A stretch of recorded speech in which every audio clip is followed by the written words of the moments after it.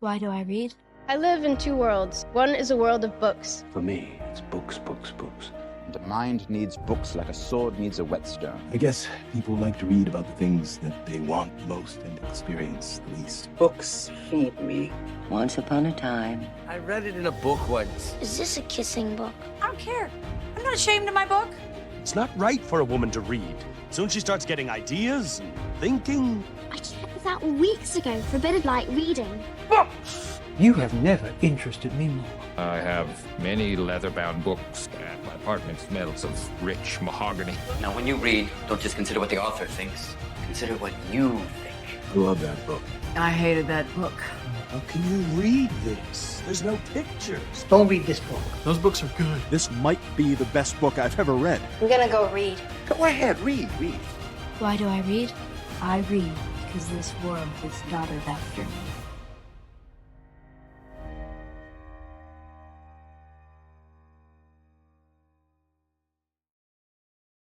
Welcome back. Welcome back. Part 2. Iron Flame. Iron Flame. By Rebecca Yarros. Here we go. By Rebecca. Rebecca. All right, is everybody ready? You have your books? Ready? We've had our potty break. We're still on the phone, but Yep. You guys grab your books, grab your wine, settle back in to part 2. Here we go. Let's dig into it. Let's keep digging because we got to do our spoiler alert too. Spoiler alert. Oh, again, we can't use the same one. No. Why? Let's do a new one right now. We're doing it. We're doing it live. Okay. Spoiler alert. We're going to talk about all the things. We're talking all about the things. The whole book. As usual, nothing is off limits. We're going to discuss every single thing, every single aspect of this book. Any and all adult content will be discussed. We don't filter anything. So we don't filter our language either. We will talk about all the things, all the triggers. We are here for it. Yep. Buckle in. Buckle up. One thing I did wanted to mention, one plus that I really enjoyed. I loved this part section of notes that we'll get to. All right. One thing I really loved about this book is that the map on the front and back was updated. So like in Fourth Wing, the map is just a map of Basgiath. Yeah. And it's like all the area in Basgiath, and the map in Iron Flame that's on the hardcover or whatever you're reading it from is a map of the continent. So it's like it's expanded with the story, and there's so much in the book about different names of cities and towns and provinces and things like that I really did enjoy kind of going and referencing the map. And it's a beautiful map. It is a really beautiful map.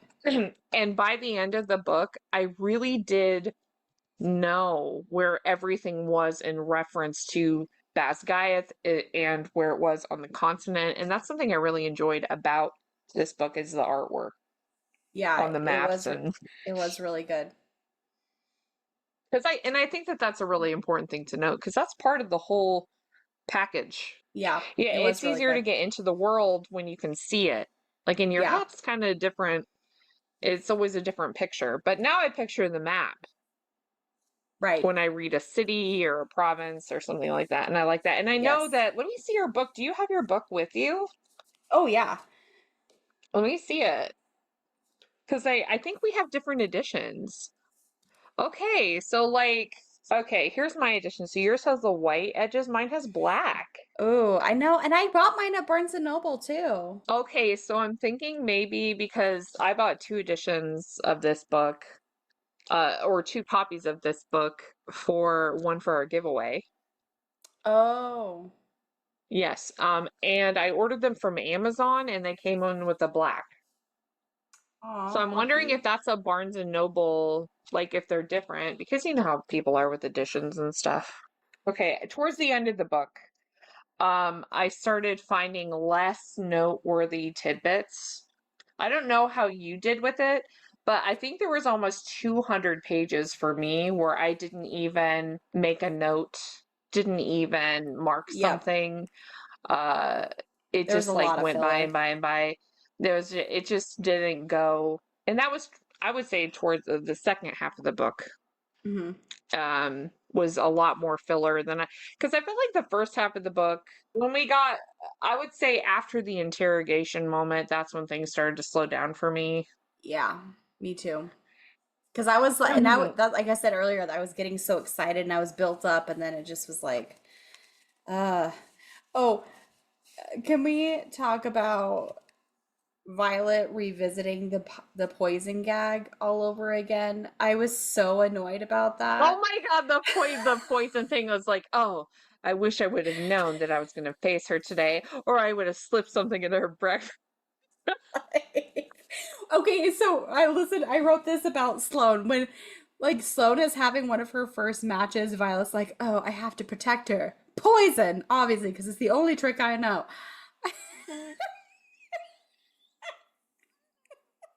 For that one. So when I heard it, I laughed out loud. When I heard laughed that, out loud, I was like, oh my god. This is what I wrote. Poison. We're still going back to that. Like, you haven't progressed. Still, and like no one's catching on. Like every time Violet's here, somebody just like when she does it, she goes, I'll just nonchalantly crouch down and subtly cough the poison powder at her opponent while Sloane is right there, who won't equally be harmed by it. Like, she'll be fine. Like, I didn't. What? Now that you say that, I cannot believe that I did not note that, because I remember maybe I was doing the dishes or something and I was listening to it, but I was like, I laughed what? out loud. I laughed out loud. I was like, yeah. Like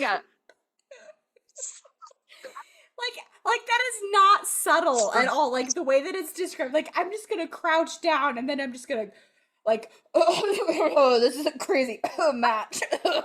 And you're poisoned. And you're telling me it's not a giant puff that everybody could see.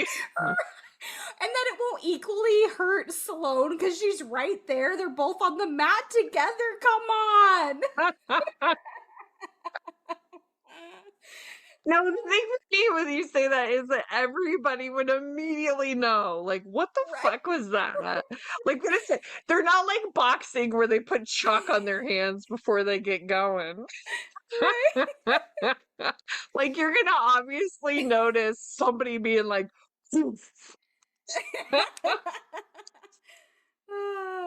like, and not only somebody being like poof, but somebody that's not involved in the fight, like, just get down here. Because everybody's just watching, like, I'm just gonna like, I'll just like very inconspicuously like. Oh my god, bro, you're killing me, man. It's so fucking funny. I cannot believe I didn't mark that, because I did laugh when I read it. I was like, what? Okay. I forgot to mention this earlier. One of my biggest questions was like, why wasn't that the first thing? Like when we finally get the confrontation between Violet and her mom, why doesn't Violet ask her mom the most obvious question? Did Dad know? Before they leave. Oh yeah.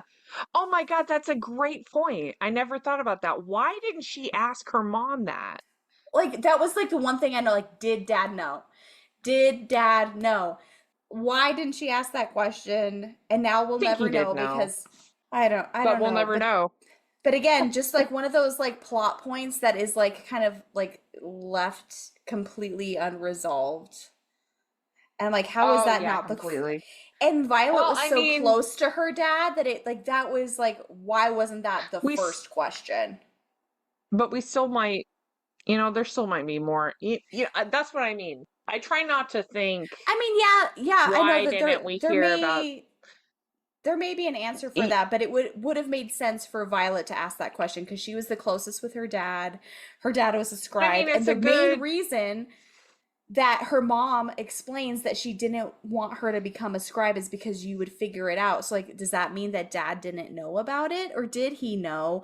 And I would have been a scribe with him and still been kept in the dark. Like, well, okay, I'm assuming that Violet's in this for the long haul. She's going to be the main protagonist in all 5 books. And there's still some room there for us to learn more about something. And her mom's dead, so we're not really going to learn more about her mom. But I'm thinking that like maybe well, we're her going to learn dad's more dead about her too. dad. But that doesn't mean that he wasn't involved in something in some way that we might find out about. No, In yeah, the and future I book. get that. It just didn't make sense for Violet to not ask that question. Like for me, I was like, ask about your Yeah, dad, ask I about your agree. dad. Like the second, I was like, ugh. No, you're right about that. Like that's one of the first things I would ask. Is like, am I the only one that didn't know about this? Like, did dad know? Right, because Brennan knew, she knows, Melgren, Markham, everybody. When Mira and Brennan reunite, that was also super anticlimactic. Like I really wanted like a Stark level reunion between everybody, and all she did was just like punch him in the face and be like, "Fuck you, Brennan." Thought it, even with General Sorrengail, it was anticlimactic. I just don't believe that. Yeah, That's not a believable reaction to me. I felt the same way, especially since Violet has reiterated throughout the whole book that like Brennan was her favorite, and she took his death really, really hard, and that was like practically the only emotion they've seen from her because she's basically a refrigerator mom. Oh yeah. Yeah, right. So you think there's going to be like this breakthrough moment? Like she doesn't even cry. Are you kidding me? Yeah, do you know how emotional that would be? Like, I'm like, yeah, maybe she's like a cold bitch or whatever, but I mean, but I think the whole thing that Yarros is trying to bring up or bring around to is, General Sorrengail was a harsh leader because she had to be, but like deep down she was soft. Like if deep down you were soft, you would have a reaction when you see your child who's been dead for 7 years. And would have immediately switched sides when you realize that he's alive and all 3 of your children are on the other side. Then you jump ship and you're like, okay, I'm gonna, but she doesn't. No, it's very odd. That's General Sorrengail is almost like, I almost felt like I was so disconnected with that character that I didn't even care about that character at all. It was like, I don't care about her. I don't care about their interaction with her. Like, and then her sacrifice didn't hold weight at the end. Like, I didn't care that she died. No, I didn't either. Bye. Like, her sacrifice was very, like, seems appropriate. You should sacrifice yourself after you've basically caused half of this problem. And then it also didn't make sense the way that she's like, everything that we've done has prepared you for this moment so that you'd be strong enough. Like, bitch, what? I think that General Sorrengail's character is not at all relatable, likable, especially as a mother. Like, I felt, and I really felt like she was trying to establish, on the outside she's this hard shell, but on the inside she really loves her children and has done everything she can. I feel like that's what she was trying to achieve there. But it came across very cold, kind of like a, okay, bye bitch. Exactly. I think you're right, because she says in the end, she's like, all I've ever done and all I would ever want to do is to keep my children safe. And I'm like, but you actively put all of them in situations that you knew and had the information to keep them safer, and you lied, and you, like, even like we've talked about sending Violet to the writer's quadrant. Like, again, did you read your own book? Did you read your own characters? Like, that it doesn't. But like, also to go back to what you were saying earlier, I think why that really makes sense with Brennan, why he just fucking left. Yeah. Like, if you had a mom like that and a family like that, and you really could not help your siblings because they were too young for you to help them, and you were in a situation like that with somebody in charge of you, not only your personal life, but also your career life, wouldn't you want to get away from that person? Yes, but I will add this addendum. I will say, as the eldest child of 2 younger siblings, I've always felt an extreme responsibility for them. And I know for me myself, I could never, no matter how young they were, I I could not ever abandon my younger siblings in a situation like that. If I felt that strongly enough that I had to leave that situation, I would never leave my younger brother and sister alone to deal with that without me. I would take them with me. Well, also, though, you were raised in love. I mean, yes, Yes. So but you that's learned also to be that way. but that's also just like me, and also like I had to be responsible for my siblings a lot because of things that happened. But because I like when I was younger, I always felt more of like a parent to them than an older sibling because of, things that happened earlier on. But when you have a domineering parent who is abusive, or emotionally unavailable and controlling, I think that it can create an environment that you cannot improve or help or escape, especially when you have a parent that's so controlling that they control every aspect of any decision you make. Um, you have to do what you have to do to survive at the end of the day. Yeah. When you're in a toxic environment like that and you're being surrounded by people that believe or go with everything that domineering presence in your life provides or creates, sometimes you just got to get away from that shit. No, And in that way, I kind of related to Brennan. In those kinds of environments too, like the people in charge, they're setting the pace for everything.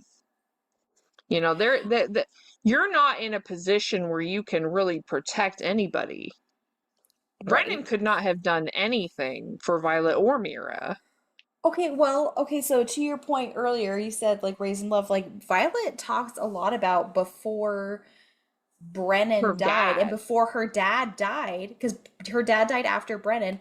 She describes them all as being a very loving family and sitting across the dinner table from each other and having a very good family dynamic, though. It wasn't until Yeah, Brennan well, died and her dad also died that her mom became a lot colder and more focused on her career because she loved Brennan the most. And then she lost her husband, and she even said, like, I lost the love of my life, blah, blah. So, like, she does intimate that they had a very strong family unit. And it was Brennan's death that really tore the family apart. But then now we know that Brennan faked his death, and like, oh, and it just kind of implies that the only reason he left is because he found out about all the venom stuff and was like, I couldn't live that way. And why wouldn't he have maybe confronted his mom? Because like Violet made it sound like they were all pretty close with each other. oh, they were. And They this was were. before, well, and you remember what they say too about the Writer's Quadrant is that you lose your humanity, you lose a lot of stuff. Yeah. And also your parent is now not just a parent. They answer to people, and all of a sudden they're the only parent. They're cold, they're angry, they're sad on the inside because they don't have their partner anymore. That was their soulmate, whatever. All I know is that I have been in a situation in my life where I've had to just cut and go. Yeah. Yeah. And there were people I left. Yeah. And it wasn't really about them anymore. Yeah. Because No, sometimes you I just get that. you gotta do what you have to do to survive. And also too, if Brendan knew about the Venom and the Wyvern and all this stuff that's happening, by him staying in the Writer's Quadrant and staying there, doing the job that he was doing, protecting Navarre and all this stuff, he is also with all of these people that are either completely in the dark about Venom and Wyvern, and he cannot talk about it because he will be killed if he does so. They're also actively ignoring that this is an issue and not doing anything to stop it. Why wouldn't, like, if you were strong and you wanted to be a, go off rider and try to do something to prevent this giant disaster that we're dealing with in Iron Flame, why would you not then say, well, I'm not going to pretend that this isn't a problem. I'm going over here and we're going to do something about it. And if you want to stay, you stay. Because this 100%. isn't just about, because at the end of the day, it's not just about them. It's not about their family. I mean, there's thousands and hundreds of thousands of people who are going to be killed, including the entire dragon population if they get a hold of the hatching grounds. Right. If somebody doesn't do something or start to do something, Brennan said, fuck it, I'm gonna go do it. Yeah. I mean, that is true. I think that, like, more my frustration mark is, like, we're arriving at that because we're talking it out like this. The character should have talked it out like this. This is the first conversation that should have happened in the book between Violet and Brennan. This conversation that we're having right now should have happened. We should have seen that happen between Violet and Brennan. Yes, bitch. Lawyered. Lawyered. Okay. Do you want to talk about the battle at the end? Because I have so many things to say about the battle. I still have so many And then things. we'll dive into Dane. Okay. All right. Let's get moving because we're not even to quotes yet. And we're like at 4 hours. Okay. I know. Seriously. Are you okay? Are you okay? I feel great. I've had like a bottle of wine. I'm almost at a bottle. Okay. Okay, all right. Let's talk about the end sequence, the battle, the end, the ending. Okay. I literally rolled my eyes and was so annoyed at that weird thing with Sawyer, the epic save that Violet did where she leapt off the dragon when she wasn't supposed to. Silver one, and she just like. Do you know what it made me think of? Dauntless? Because that's what it made me think of. What? Well, because I've not read or seen those, but I just I pictured that scene in The Matrix where Neo just like jumps this leap of faith off of the building. And then she was like, see, I did it. How's that for a running landing I or actually whatever? thought, have you seen Point Break? Yeah. A long time ago. With Keanu Reeves and Patrick Swayze. When he jumps out of the airplane at the end, right before he jumps, he's like, fuck it. And then he just like jumps out of the airplane. That's what I thought about. I was like, oh my god, she was like, it's like she saw Rhiannon jump from one dragon to another and was like, I'm fucking doing that. And Taryn, like, immediately saw it and he was like, Violet, don't fucking do that. She's like, fuck it, I'm doing it. To save the guy who just got his leg eaten. Like, you're gonna kill all 4 of you for that guy. Speaking of, okay, here we go. Here we go.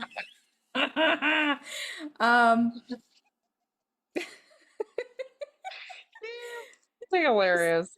They're having their confrontation on the cliffs, and Kat's like, no, not on the cliffs. In the cave with Solus, right? Is this when Solus is trying to kill them? Yeah. And he like breathes fire or whatever, and Violet puts herself in front of Kat, and she saves Kat.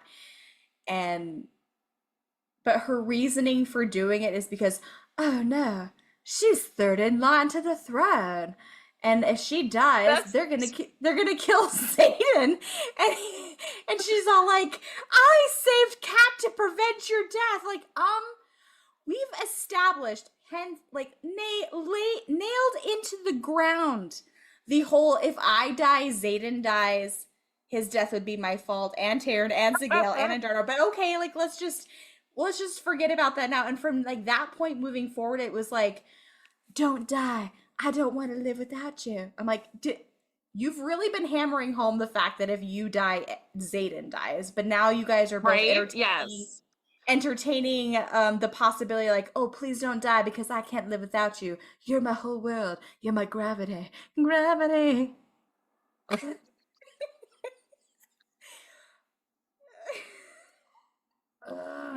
Yeah, that logic makes no sense. Zero. But then that's the rest of the book though. After this happens, that's how they treat that the rest of the book. Whereas like the whole book of Fourth Wing, like, but even before they get together, it's like the only reason that he's keeping me alive, even though he wants to fucking kill me, is because if he kills me, he'll die also. Well, that's what she thinks, yeah. But they've established that even in the second book, it was like because of the way that the bonds work and because of the mated dragons, their unique foursome situation. Who knows? I mean, look at Soulless. He's good. Again, but this is what I mean of like all the rules that you've established just get thrown out the window at some point to beef up drama. Like, I don't want to live without you. Don't die. When Violet found out about bonding with someone that's been in the family, that you can get a second signet. I mean, it was like, oh yeah, well, okay, well, I guess Xaden has a second signet. Like, it immediately was like, yeah, there was no mystery there. No, none. I could see how someone could miss that because it's really subtle, but I picked up on it. Same. Yeah.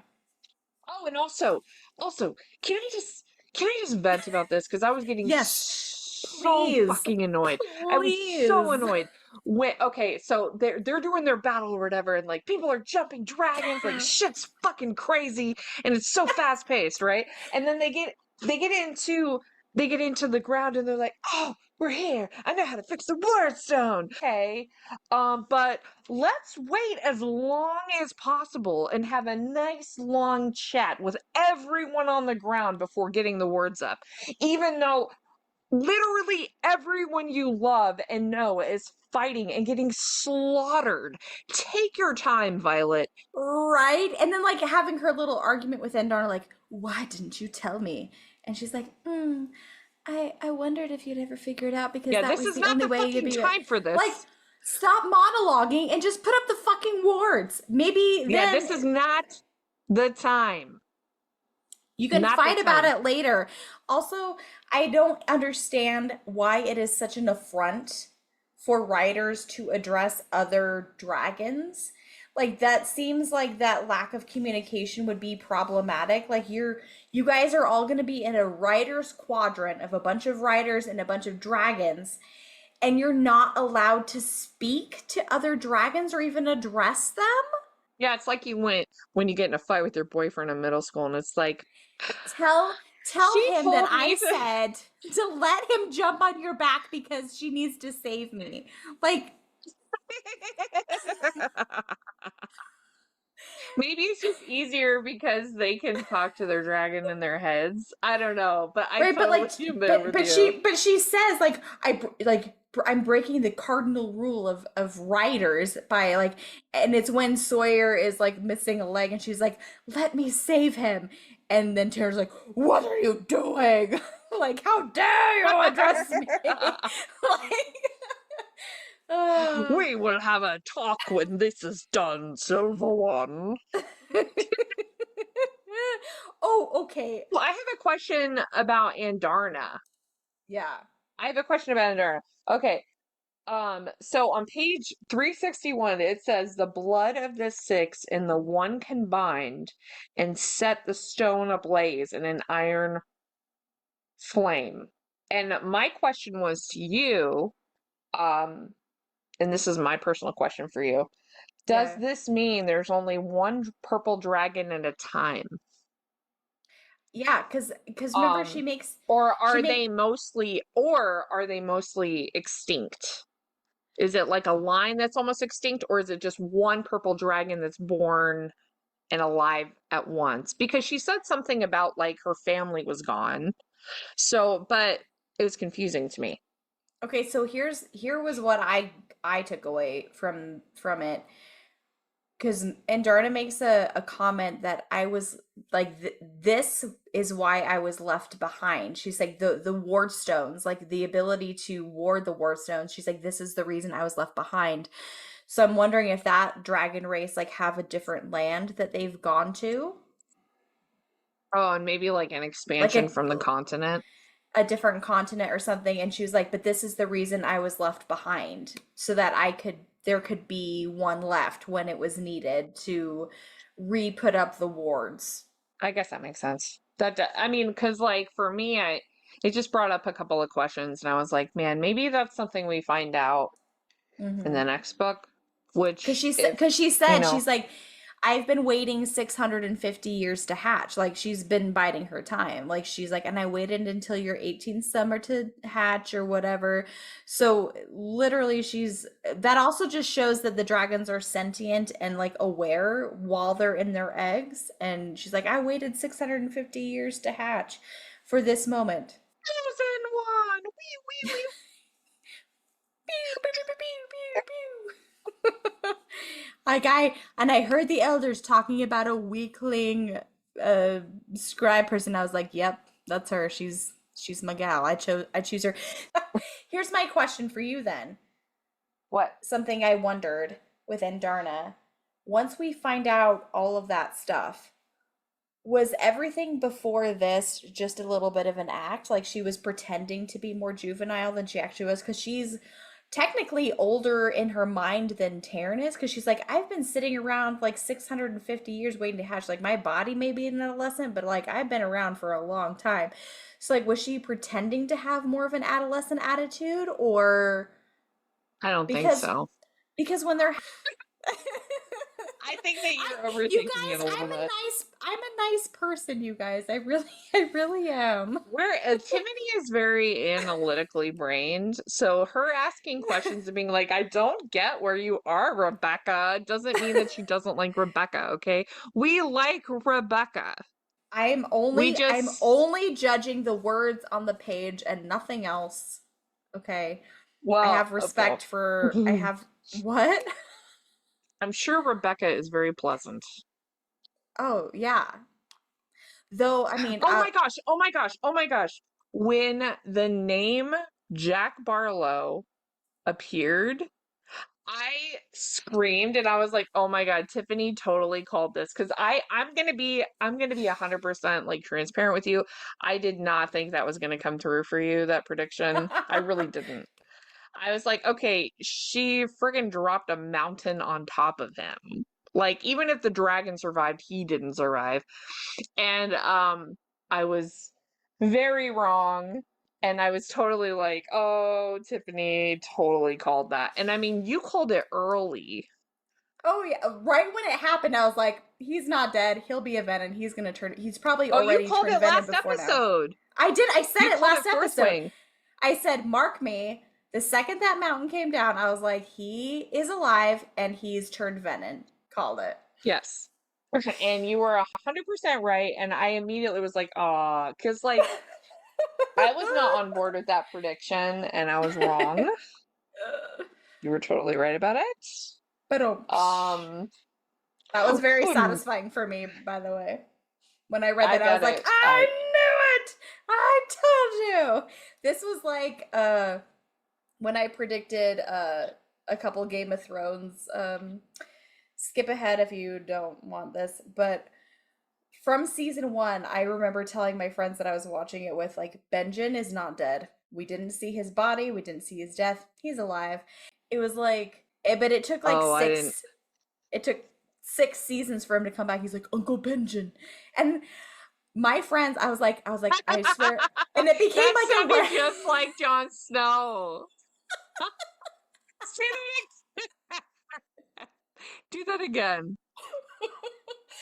Say Uncle Benjen one more. Oh my God, Kate Harington, please. Please comment. Wait. Okay, I'm gonna be quiet so you can do it. You can't do it, can you? Uncle Benjen. It's like he's here. Shit. Is that you?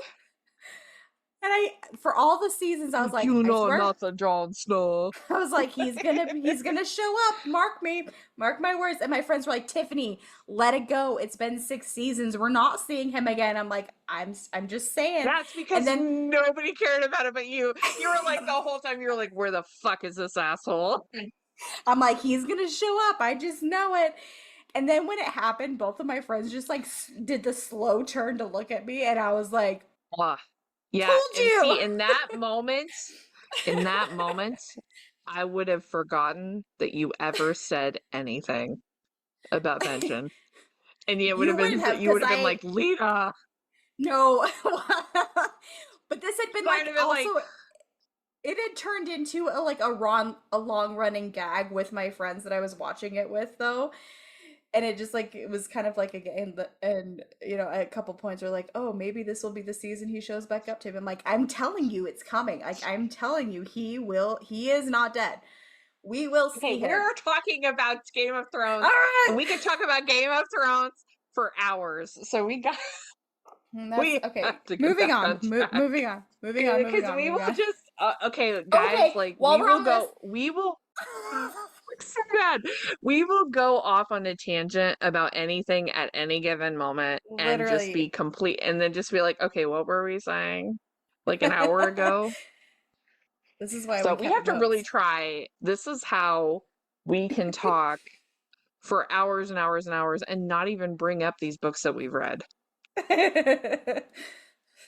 Yes, we will just go on forever. Okay. Okay, on this note, ahead. I have a note about this. Okay, so here's one of mine. Obviously, Jack turned venom, but Nolan has known this whole time. So why wasn't Jack killed? Like, they kill innocent cadets for having too strong of a signet. But sure, let's experiment on a known venom.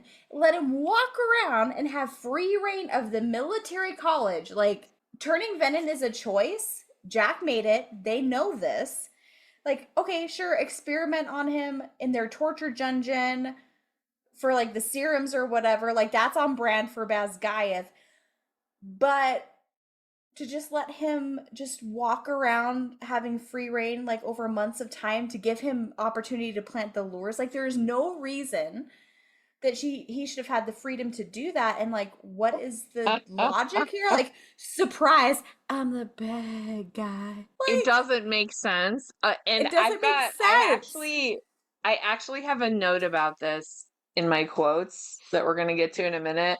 But like, at the end of the day, that makes no sense.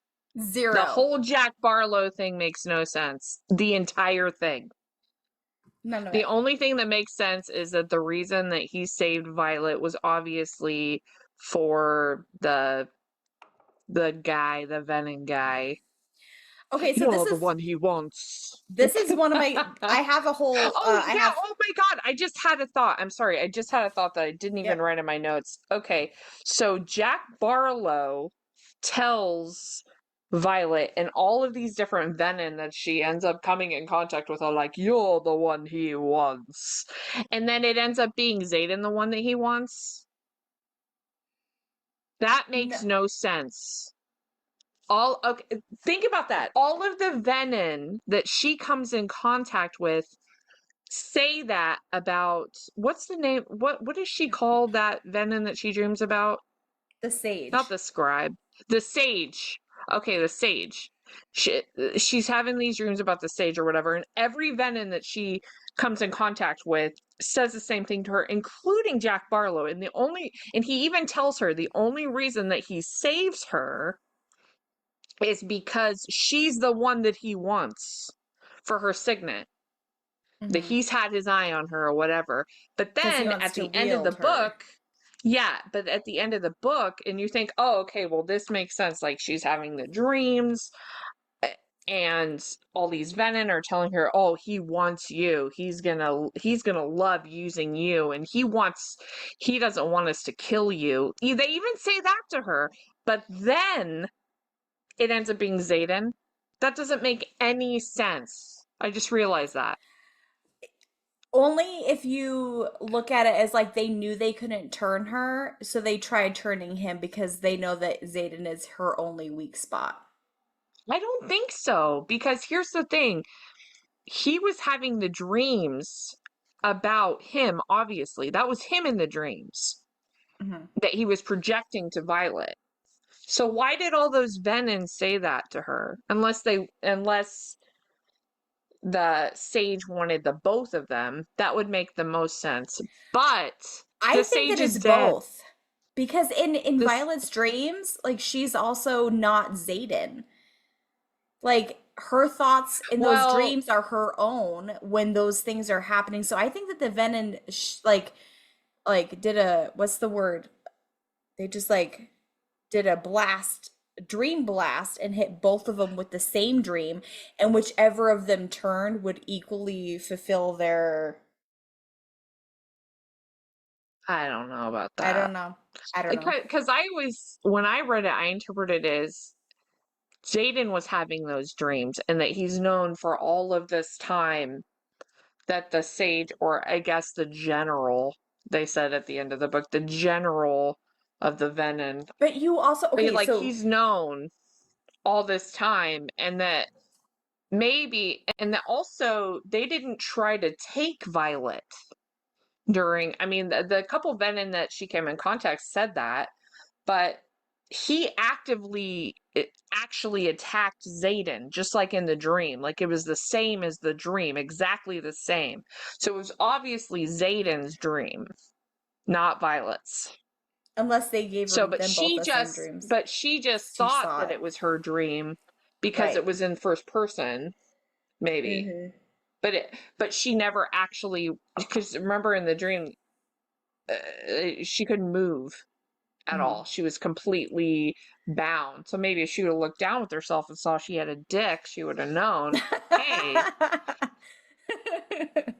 something's off here. Wait a minute. It makes me think of Jack Black and Jumanji, where he's like, whoa, these things are crazy.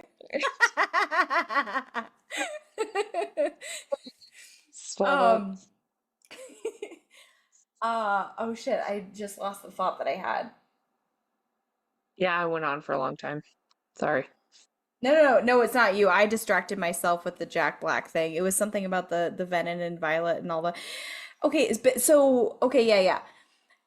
Earlier on, and so is what I actually did. I reread the end a couple of times, just those like last couple chapters, and I was listening to it too. You see right when Xaden knows what he's gonna choose and goes into it knowing, because of his dreams, knowing that he's going to turn. Because when he says goodbye to Violet, he's like, don't be mad at me, don't hate me, and she's like, he's looking at me like he's saying goodbye to me. Like, so you just, like, when you know, and then you kind of go back and read, like, you get the sense that he's walking into this battle already knowing and planning to turn. Like, knowing that that's going to be the outcome. And then he mentions to her, like, when she's talking to him on the cliff after, he's like, I killed him, like, whatever, I snapped, and like whatever tether he had on me broke. So also, how did that happen? For someone like Xaden, who mind powers are kind of his thing, how was he able to infiltrate Xaden's mind and Xaden not be able to shield against it? I think that whoever the sage is, we're gonna know who that is when it's revealed. And I wonder, Sage is dead. I know. Which was also super anticlimactic, and like Xaden just like kills the leader of the Venom off screen. Again, not the off leader, page. A general. He said a general. No, because Taryn even says, he's like, their leader is here, and he's like hovering down off of his main wyvern, and it's like this big thing, and Xaden's having this big showdown with the leader. Like, that's what it says. I don't remember because we didn't get to see any of that shit. We didn't get to We see, didn't and get I to actually see wrote that any of that down. shit. I wrote that down. It was like Xaden is off having a one-on-one battle with the main bad guy, basically the White Walker leader, okay? And Taryn even said, he's like, their leader is here, and it was like this big showdown. Whoever that is someone Xaden knows. Yeah. There's And something weird about the sage it can't thing. be, I don't think it can be his dad. No. They're No, dead. it was a him. They were executed. They I know. watched them be Yeah, executed. I also think that Xaden's mother will come into play later because she pieced out, but I feel like she'll be back. Didn't she leave whenever Yeah. she wanted? Yeah, she When like she I said, fulfilled she her contract? yeah, she pieced out, but like Do you I know think what's she'll be so back. sad? I think she'll The be back. reason that I had to pause there is because I was trying to remember if that was a different book. Because there's so much that's so similar to other books. I was like, wait a minute, was Yep. that in this book or was that in another fantasy book I read? Like I Yep. had to actually stop and think about it. That's really sad. Actually. It is sad. Okay, a couple other big plot points that I would like to talk about. This is a Nancy Drew thing with us. Like, Violet is supposed to be one of the smartest of the scribes. All her life has been dedicated to books and knowledge, and she gets her hands on extremely rare texts and journals that are hundreds of years old that could mean the difference between life and death for literally everyone. And she skim read it because she gets it wrong, and then I quote, and it took reading the entire beginning to know that blah blah blah, and reading the entire end to know, like, really, it took reading the whole thing to decipher it. He didn't? No. And that's what, and when she like goes to, I think it's Brennan, she's like, yeah, I figured it out. It took reading the entire beginning to know blah blah blah, and reading the entire end to know, but like, I'm sorry, you didn't read the whole thing, and you just like kept being like, what does it mean? What does it mean? We'll just like try it and then wonder why it didn't work. And then they go like, yeah, maybe we should read the whole thing. Maybe that makes sense. Well, like, I think that it took a long time for her to get through it because of the language, and she needed Dane's help. Okay, mark me. Let's get into Dane. We have not said a word about Dane. Not a word about Dane. And we are like, how long have we been recording? 4.5 hours. Oh my god, we're not. This is definitely gonna be 2 parts. Oh my god, 4.5 hours. You're kidding me. It has not been that long. 4 hours, 28 minutes. Oh my god. I think this is the longest we've ever talked in our life. No, when we weren't not. Together. No, it's not. When we weren't together. Yeah. Cohesively? Okay, also, are we gonna go to the beginning with Dane? Okay, but can I really quick before we get into Dane? One more. Because I really want to know about this. Okay. Can we talk about Auric and King Tari? Because like when Auric and Xaden, exactly that Auric, who what is do like you mean exactly? I don't know what that means. Exactly, like she introduces so many side characters that you have a hard time keeping track of, but she builds it up like it's going to be a big part of the plot.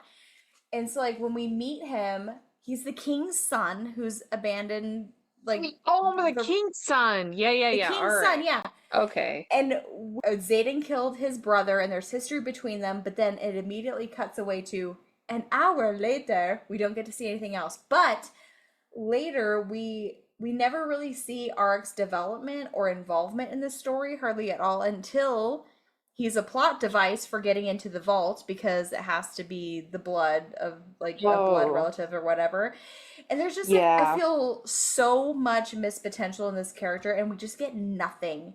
And like 400 pages later, it's like Violet's mom was like, "Oh, hi Cam, your dad's been looking for you." And I was like, "Who? What?" And it took me a long time to remember that he was... missed that. And she was like, that even a thing? Like, yeah, it was because in the beginning when he got there, it took me to remember that he was using an alias because we never hear it again. Like, he uses the name Cam at the Writer's Quadrant, or Arik at the Writer's Quadrant, but his real name is Cam. And Violet also knew him from her childhood, and he's the king's son. And like, there's just like so much more to unpack there, and it's just like, he's just going to be a plot device for later when we need the king's blood to get into the vote. I know there was really nothing with him. I mean, there's a little bit with him later, and also but nothing. And also just like, what is the deal with the king? Like, what's his deal? Like, we know next to nothing about the king and his motivations, or what led to Arik being willing to abandon his family and his heritage, other than we know Venin are real.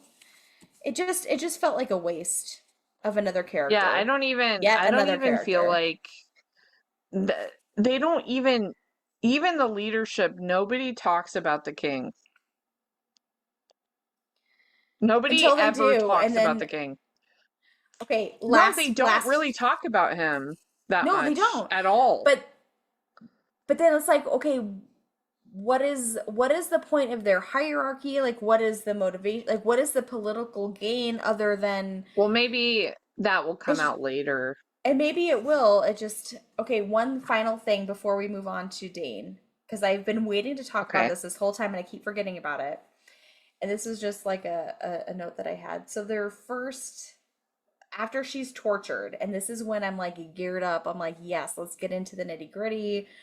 It's post-interrogation, and during that time is the first time that Xaden admits to Violet that he loves her and is in love with her. So he's dropping the I love you. He's saving her. And then immediately afterward, instead of like dealing with her trauma or like them having a conversation about their feelings or whatever, immediately goes to that like shower scene, and I'm like, okay, like, yeah, it was hot and fun, but like, again, missed opportunity for some real emotional depth and intimacy between them, like at that moment. Like, she's just spent 5 days being brutally tortured, and she just like, let's go fast and hard and rough, and just like not even address literally that wasn't anything. The shower scene. Yes, it was. That was... No, it wasn't. When she went to the shower scene, when it was the shower scene, it was when she thought that Xaden was injured.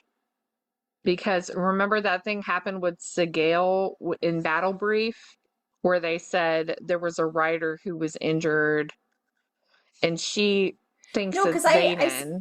I specifically remember thinking that like because remember she broke whatever, she got on Terran and she flew straight there wearing Riddick's Flyers jacket. No, that was way earlier. Was it? Well, that was when she came in on him and he was getting... No, yes it was, because like she was worried that something happened to Xaden, and she left like abruptly without permission, and then she gets there and Mira's like, yeah, he's in the sparring mats, or he's in the training. Yes. No, and then she goes in there and he's like, why are you wearing that jacket?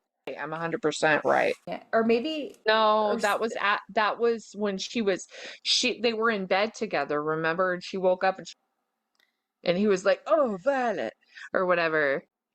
And she was like, and he was like, "Oh, you're still no, because healing." even in the shower, he was like, "You're still healing." And she's like, "No, just like wreck me." Right. Okay. Right. That's not the shower scene, though. Is that not the shower scene? Those are two different. That's the shower scene is the one where she thinks that he is injured or dying, and she goes there, and then when she shows up, he's like sparring, and he's like, oh my god, and it was Sorrengail that was injured. Okay. Remember? So maybe not the shower scene, but that sex scene. Page like 339. Because those are two different sex scenes. No, okay, so you're right about the I was wrong about the shower, but like the sex scene, and it's like... So I was right. You were right. I'm never right. I was right, right? You're right. You're right. Okay, also I had an entire tab for just sex scenes. I had a pink one for the sex scenes. There's only 3 tabs in this whole fucking book. That is wrong. Yeah, there's not enough sex. There's not enough near sex. enough. Like, You just put fuck that.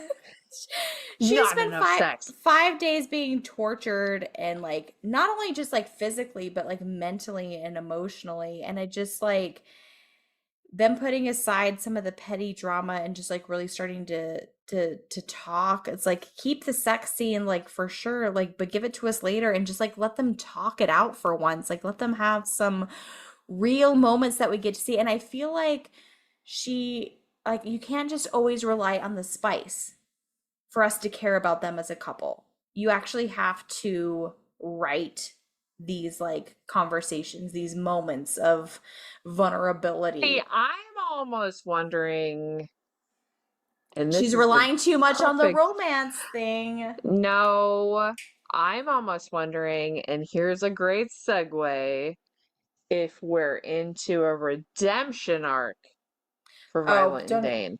There is a small possibility for, well, obviously Dane is already in a redemption arc, but there is a possibility for a love triangle, and I literally wrote that. Yes, I wrote that for something about that I like. Right, all of a sudden. And this is like, oh, and I would like to mention before we even get started, okay, I hated Dane so much in last book that I made a fucking hat. That's how much I hate it. I made a Dane sucks hat that I wore much. The flame. No, seriously. Sympathies. I hated him. And I made a fucking hat and I wore it all last episode, my Dane sucks hat. And now I like Dane. I literally wrote on in my things I love. I do section. Like Dane. Okay, listen. I said, how is Dane the one part of this book that isn't disappointing? Right? Who saw that coming? Not me. That's a great twist. Because a Dane's not a fucking pud. I thought for sure that he was going to be like super military rules person, like straightener, becomes a big villain. I thought that's where Dane was going. And I couldn't have been more wrong. And I'm so happy and it's so refreshing that he ends up being a nice guy, because I will say that it's usually the typical Tamlin. Yep. And instead it went the other way, and I like that. I kind of started wondering that earlier on, and once we hit the interrogation scene, I was like, okay, this is his make or break moment. What he does here. Oh yeah. That was a defining moment. It was a defining moment for his character, for their relationships. I did write down for like moving forward. One of my notes was like, I feel like she's gonna use the Venom thing with Xaden to force the love triangle with Dane again, because like we thought the love triangle was gonna happen in the first book, and it really didn't, because it was very immediately like, we hate Dane, screw Dane, fuck him, whatever. Oh yeah, Dane was awful from the beginning. Okay, the first thing that was a red flag for me, where I was like getting kind of concerned about Dane's character, was on page 9, which I think this was my first note for the entire book. On page 9, and this is in reference to Dane, and I read it several times to make sure that they weren't talking about Colonel Atos, because a lot of times when they're talking about Dane, Xaden refers to him as Atos, or other people refer to him as Atos, and I wanted to really make sure that they were talking about Dane, and they are. On page 9 it says, he will do everything he can to kill you for what you've seen. That's something that is said to Violet. And I remember thinking to myself, That Dane even said it? though, no, somebody said that to Violet about Dane. They said he will do everything he can to kill you for what you've seen in Ressin. And at first I thought they were referencing Colonel Atos, but they're not. They are talking about Dane. And I remember thinking to myself immediately that I thought that sounded extreme. Like I immediately, and I almost thought like, why do I feel that way? Because Dane was such a dick in the first book, but kind of like that Tamlin-y thing, he had good intentions. The road to hell is paved with good intentions, but I thought to myself, they've been friends since they were children. I can't see just because maybe if it was somebody that like he had a crush on for a long time that he would flip so extreme, but I couldn't see in my head somebody with that kind of a bond like that would say, oh, you're with Xaden, so I'm going to be completely 100% okay with sending you to your death. Yes, however, he does kind of draw that line in the sand in the first book when Xaden kind of confronts him about the fact that he wouldn't have interfered during threshing because of the rules. Like, yeah, Xaden technically wasn't supposed to interfere either, and he didn't, but he was about to. Like, he would have. And he point blank asked Dane, like, would you let her die in that situation? Like, would you have interfered? And he basically admits that he would have let her die. So I think that makes it more believable for us. Like, when that happens in the first book, we believe it. I mean, because like he literally said out loud that he would be willing to let Violet die for the sake of the rules and the this and the that. So it does establish that, and Dane does have a role in that, in helping us to believe that, regardless of their past. Who's the person asking that? Who's the person asking that though in the first book? Xaden.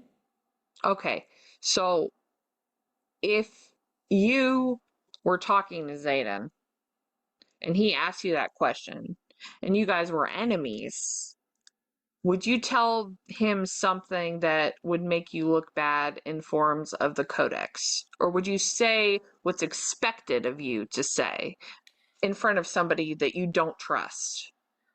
But I see what you're saying, but in that context, Xaden was saying, like, I was willing, like, I outrank you, and I was going to break the rules to save her. Would you have done the same thing? And he says no. Right, and he's saying no, but honestly, though, you don't really know what he would have done till he was in that situation. Well, I know. I'm just saying that it builds that like believability of like even though it's believable their whole lives together as friends. He does ask him in front of Violet, but you're thinking too, there's other people around. You're talking to a higher ranking officer. Are you going to tell them that you would blatantly disobey the Codex to save your friend? Right. And not only that, someone you consider to be an enemy. Okay, but he also, let's just say this.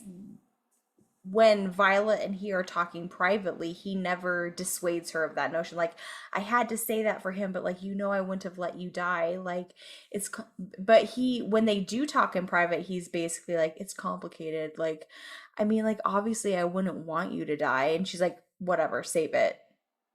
And he's like, well, yeah, but like, he's got a lot of pressure from a lot of different areas too.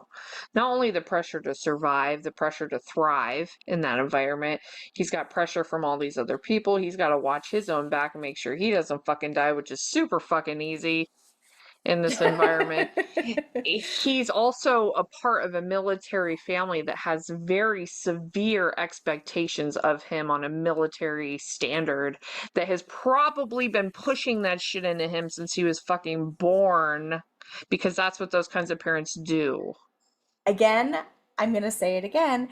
This is a conversation that we should have seen play out with those I characters. agree. Like, we're arriving at this now because we're talking it out like this. Could we see any character do this on page, please? Yeah, At any time. I will say, I did start feeling sorry for Dane really early. I did too. Like, It was weird, and I hated feeling that way. Yeah, at I was first like, I was like, oh, why do I whoa. feel? I just thought that they were so intense with him, and the way that she described his reaction was really mortified. Like, he was obviously genuinely happy to see Violet and surprised to see her because they'd been missing for so long. I'm sure they all really thought for sure that they were dead. You know, it was a shock, and he was happy and excited. So obviously, right off the bat, I thought, okay, he didn't know. Like, you can't fake that kind of reaction of Yeah, joy. because I was, and like, I mean, we talked about this last episode. Like, I was very like, whatever's about to happen, Dane knows about it. He's saying goodbye to her. And it definitely is written to imply that. And like, okay, kudos. Okay, I give it to you. Yes, very nicely done. Like, I was fooled. I give it to you. But then when we see that, it really, again, the miscommunication trope, like, it really, really bothered me that Dane, of all people, did the 180 and was like, hey, are we ever going to talk about this? We need to talk about this. Like, and she was like, no. Well, I think she just wanted to stay away from him because she thought that he had done this terrible thing, and I get that. And I was also like on board with it for a second, but I'm also like, communication is hot, and he was like wanting to talk with her and like, I can explain, like, let's communicate about it. And then later, when he finally gets her to actually address things, she still is not super receptive to talking it out. But then when they finally do, he's able to let her know, like, all these things that you have thought and based your whole like anger towards me off of was actually not true. I didn't know or do it on purpose, and the information that I relayed was to help you, not hurt you. Like, intention does matter. And he didn't intend, like, yeah, like, he took her memories without meaning to or without asking, and yeah, he did relay it, but intention matters. He didn't. Here's my question there. And he had no idea what the consequences would be from that because he trusted his own father. About Dane that I just thought of when you were saying that. If he had good intentions, why couldn't Xaden pick up on that? Well, he wasn't there. For Fourth Wing, he was. No, I mean, like, but he wasn't there in that moment that that Dane touched her face and whatever. Like, he was. Well, it doesn't away. matter. Like, in general, just in general. I mean, Xaden says, I was able to pick up immediately when I got in to save you from the interrogation that Dane's intentions were good and pure, and that's why I didn't kill him. He did say that it was because he was so distracted with his fear for Violet that his shields were down, and that was the only way he was able to read Dane. So maybe because, like you were saying earlier, his signet is with mind powers. That maybe his shield is strong. Because he did mention that, like, he was so distracted with what was going on in his fear for you that his shields were down long enough for me to pop in there and see what I needed to see, and that's why I didn't kill him. But that was a good thought, though. That was a good thought. Thank you. You're welcome. I love that we debunk each other's like questions. That's my favorite. Okay, I've got a note about Dane here. I did write down Dane does the right thing and ignores a direct order. Pretty great. He ignored a direct order, which is pretty different than saying I wouldn't save you. He obviously saved her. He ignored a direct order. And not only that, he was totally cool with killing Varish. He was going to kill him. No, but he did. Like he stabbed him. Like and this is one thing, like this is where it really turned the tide for me for Dane. When that was happening, you really felt Violet's betrayal even harder, like at his reactions. He played it so well because he knew how dire it was. That you And when didn't know to the last second you didn't know to what the he was gonna last do. second. And in my mind, I was like, no, he's gonna pull through. But then I was like, I don't know. I don't know. I'm not sure. Yeah, And I know. the greatest was part so was good. that Violet didn't know either, and like you really felt her like she's like, my face fell when he said this, or and then he's literally like winding up to kill her, and then stabs Varish instead, and it's like in that moment because he also had to play it in a way to where Violet wouldn't give it away because Violet gives everything away except when she's being interrogated, like, I won't tell you anything except when I He do. had one shot, and it all relied on how he played it, and he did it perfectly. He did it perfectly. And he knew his role. He knew the assignment. He understood the assignment, and even Xaden couldn't dispute it. And at then the end of the day, I'm starting to think that Xaden deserves a better partner anyway, and that maybe Violet and Dane are a better match. Maybe. I thought that. I thought that too. Like, don't come at us. Don't come at us. But like, just think about it. We're not saying that we're not all about Xaden, but based on this book and just what Violet has become, like maybe at first I was like, ugh, her and Dane deserve each other. But then now I'm even thinking that even Dane deserves better than Violet. And here's the thing about Violet and Dane, okay? Violet can't justify forgiving Xaden for his signet, his second signet, and not forgiving Dane. Oh, so she will have such a good point. That is such a good point. She is going to have to come to terms with the fact that it is not actually Dane's fault that those people died, okay? He had no idea that they were going to be sent to their death. He really didn't. And she's based all of her hate. I did write a note about that. Like, all of her hate and anger towards him is based off of her belief of this one thing. But even when she finds out that that's not true, she's like, okay, well, I know that you're not responsible, but I still don't know if I can forgive you. It's like, forgive him for what though? Like, you just admitted that it's not his fault and he didn't have a hand in it, but you're still attaching that thing to him in a super unfair way. Oh, yeah. Yeah, so, I mean, she won't be able to justify, or maybe she can because she's nuts. But, like, she's already in doing her it, is what I'm brain, saying. Yeah, like, you can't justify forgiving Xaden for lying about his, what did you call it, Intrinsic. She can't justify him hiding that from her and forgiving Xaden. Stop laughing at me. And not forgive Dane. It's so, and according to her, in her mind, that was even a bigger betrayal than anything else. Oh yeah, even though it's so dumb and not even that big of a deal. Right. First of all, I did throughout the book be like, where the fuck is Dane and why aren't we getting more engagement there? Because I really wanted, after all of that drama, to just get more from that. And then, and also, like, we're gonna talk about the fact that Xaden is just like presuming life is normal as a venom. Like, it's like no big deal. Like, he's like, just sleeping. You'll be less scared of me over here. I just have a bit of red in my eye. I'm fine.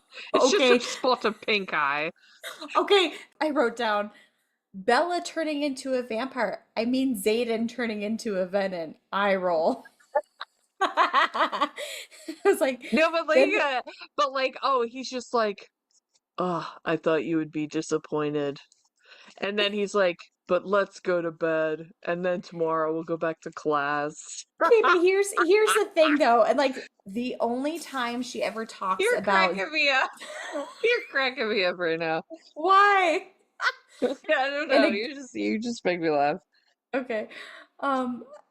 The only time whenever she's talking about Dane, like in Violet's mind, the only thing she ever references ever, and this is like part of I forgot to mention it earlier, one of my drinking game ones, like anytime she's talking about a Dane memory, it's like climbing trees with Dane. Like, did you guys do anything else? Because it's always like, I was climbing trees with Dane. The boy I climbed trees with. Climbing trees with Dane. Climbed a lot of trees.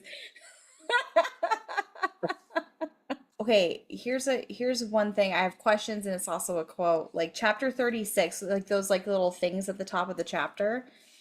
Yeah. It says, the only crime worse than murdering a cadet is the unfathomable act of attacking leadership. But like seriously? I said, Rebecca Yarros, have you read your own books? Cadets murder each other left and right here legally with zero consequences and everyone accepts it. No, but not while they're sleeping. But the only crime worse than murdering, like you're saying it's a crime, but it just doesn't. It collapses. You cannot obviously hurt or kill a superior officer. Duh. Okay, how about this one? We were talking about this a little bit with Varish and like what's his deal. One of my favorite parts that I really loved was early on when Kaori called out Varish about the whole Soulless killing a bunch of people. And he says, quote, odd, wouldn't that mean that you influenced Soulless when he set fire to that squad of bonded riders at the parapet? Because he was all like, if anything, I can influence my dragon. And then later we learn with Jack that he influenced his dragon because he was Venom. So what does that mean? Did Varish also? There's a lot of questions. Did Varish? I have a lot of. There's so many questions about the Venom bond with the rider. Like, you're bonded with your dragon and then you turn Venom. What happens to your dragon? Like, I have questions about that for sure. Right. And I think that we'll probably find out more about that in the next book, which, by the way, has been announced. It's called Onyx Storm. Onyx Storm. Mm-hmm. Yes. But one last Dane thing that I did write down that I was like, oh, hello. Like him finally stepping up, like when they're on the cliffs and Luella falls and Kat is like gonna go after Violet, and he's like, take one step toward Violet and I'll throw you off this fucking cliff myself. Dane warns, his voice low and menacing. Unlike Ryerson, I don't give a fuck who your uncle is. Oh, I love that. And I was like, okay. Dane got hot all of a sudden. I was like, okay, Dane. My tab of like fucking Dane turned into like fucking Dane. Dane. I cannot believe I'm saying this, but like Dane's hot and spicy. Dane's like coming in clutch this book. What the hell? I like Dane because Dane's got a beard and I dig beards. I want that scruff.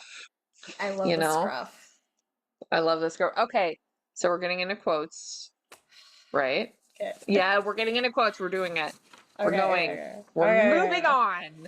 Are you? I only have 6 quotes. That's all I have. Like I said earlier, there was not a lot of things I noted as far as like quotes because I thought that it was very YA, and I didn't. That's how you get all the yellow tabs. No, but I didn't like. I didn't really connect with the dialogue, and there was also not a lot of dialogue that made me like chuckle or. It was just a lot of filler dialogue, I felt like most of the time, or sexy dialogue with her and Zayden, which I didn't know because it's just sex. Cringy. It's just cringy though. All right, let's hit me with one. Page 20.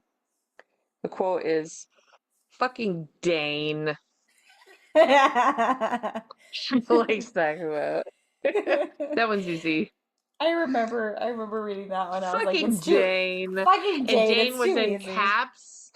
Jane was in caps and also in italic font. It was like, Jane. This was one of the first ones that I did. It was on page 31, and I just like I laughed out loud, and I was like, ew. Her and Zayden are fighting, and she's like, "Am I really about to issue an ultimatum to Zayden fucking Ryerson?" And he's like, "Or what?" She goes, "Or I'll get busy unfalling for you."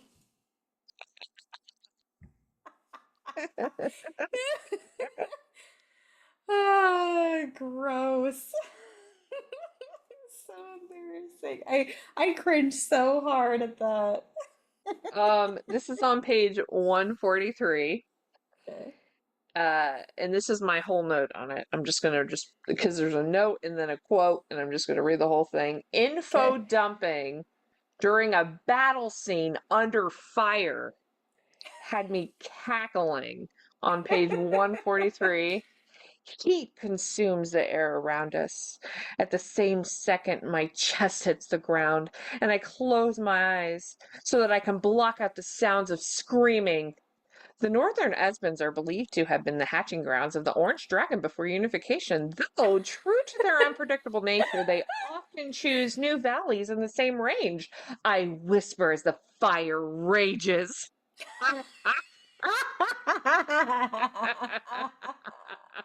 I remember that and be like, oh my wow. God, I'm like, what? Okay, like I get like the using like facts to like distract yourself to stay focused, like when you're like walking a tightrope or something like that, but you're in the middle of a fucking battle. Like that's not going through your head right now. Well, and that's like first book lava, Violet. Like, come on.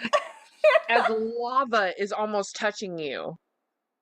It's so fucking hot. It could melt your skin. You're not thinking that. That is the most ridiculous. Oh, at one point, she does that in a different scene too, and Mira's like, "Really? You still do that?" That's exactly. I literally was thinking the exact same. Like, you're still doing that, and Mira's like, "Oh, you still do that?" Oh my God, I love Mira. I love Mira. I love Mira. I love She's Mira. sassy and feisty, and again, really wanted to. And see I love more Rhiannon. Of her. Love Rhiannon. I want to see more of Rhiannon. I want to see more of everyone except for Violet. Okay, here's one. Okay, all right. Page 118. Her and Zayden are talking. Whenever you want, because I'll live with my mouth attached to yours if I do it whenever I want. Like, I want to live with my mouth attached. Like, gross. Like, what even is that line? What is that weird trope? Like, okay, can I talk about this trope real quick? Absolutely. I hate the trope. I know we're trying not to sidebar, but I just gotta say this. I hate we are the sidebar. Okay, all right. I hate the trope where the guy is up her ass 24/7. Like he doesn't give her any room to breathe. Actually, one thing I did enjoy about this book is the fact that Zayden and Violet are apart from each other sometimes. And it's not a big deal. They're both okay with it because it's part of the environment. And of course, like I didn't want to be stuck in Violet's head. I wanted different POVs, but in general, I think that that's healthy. I agree. And this is when the letters come into play, which we should have been able to see because that really would have built up the emotional dynamic between the two of them. Well, I feel like there's this really big trend in fantasy in general, especially fae, especially the bonded people, that they are just, I'm never letting you out of my sight. You'll never be without me. Like, we're going to be together forever, and I'm going to watch everything you do, and I'm going to protect you with every fiber of my being. And like, I'm going to lock you inside the house. Yes, I'm gonna trap you. Yeah, they want to be around each other all the time because they're bonded and they feel good together. But in general, you cannot sustain that for long periods of time. You have to have space from people. No, exactly. And that is exactly how it was with He Who Shall Not Be Named. It was so suffocating because he was so clingy and needy. Like, you know what I'm talking about. But and also in a domineering Because at the end of the day, when you're doing that, even though you're doing that to protect them and you love them and it's sexy in a way, as a woman, it's sexy to have a guy be like, there's nothing else that I care about but you. There's nothing else that I live for. Yeah, there's nothing like that could get between us, and I'm going to be with you always, every second. Like, there's something really sexy about that to a woman, because in a way we crave like really intense intimacy, but it's also a very controlling or domineering kind of relationship where you have a man who is like there and like pushing down on you. I'm going to protect you and watch you every second. In the real world, that's exhausting and unrealistic. And that's how, like, for example, how Dane is in the first book. Like, I only want to keep you safe. And she's like, okay. And that was my favorite quote from last book. Like, keeping me safe is keeping me from growing. Like, you have to, like, you can, there is a healthy balance. Like, yeah, you can want to protect me and do all those things, but you also, like, have to give me my autonomy. And, like, well, I feel that quote doesn't really accurately, I like that quote because it's hilarious, but it also doesn't accurately describe their relationship, because Xaden is not that way. That's what, and this is what I mean when the writing doesn't stay consistent, because like that's not how Xaden is, but she's just like, oh, but I just like blah blah blah blah, and he's like, are you kidding me? Like, I'll live with my mouth attached to yours if that's what you would allow. Like, blah. Gross. If a guy ever said that to me, I would be like, you're being weird. Run. Stop it. Run. No, I wouldn't run, but I'd be like, hey, why are you acting that way? Stop.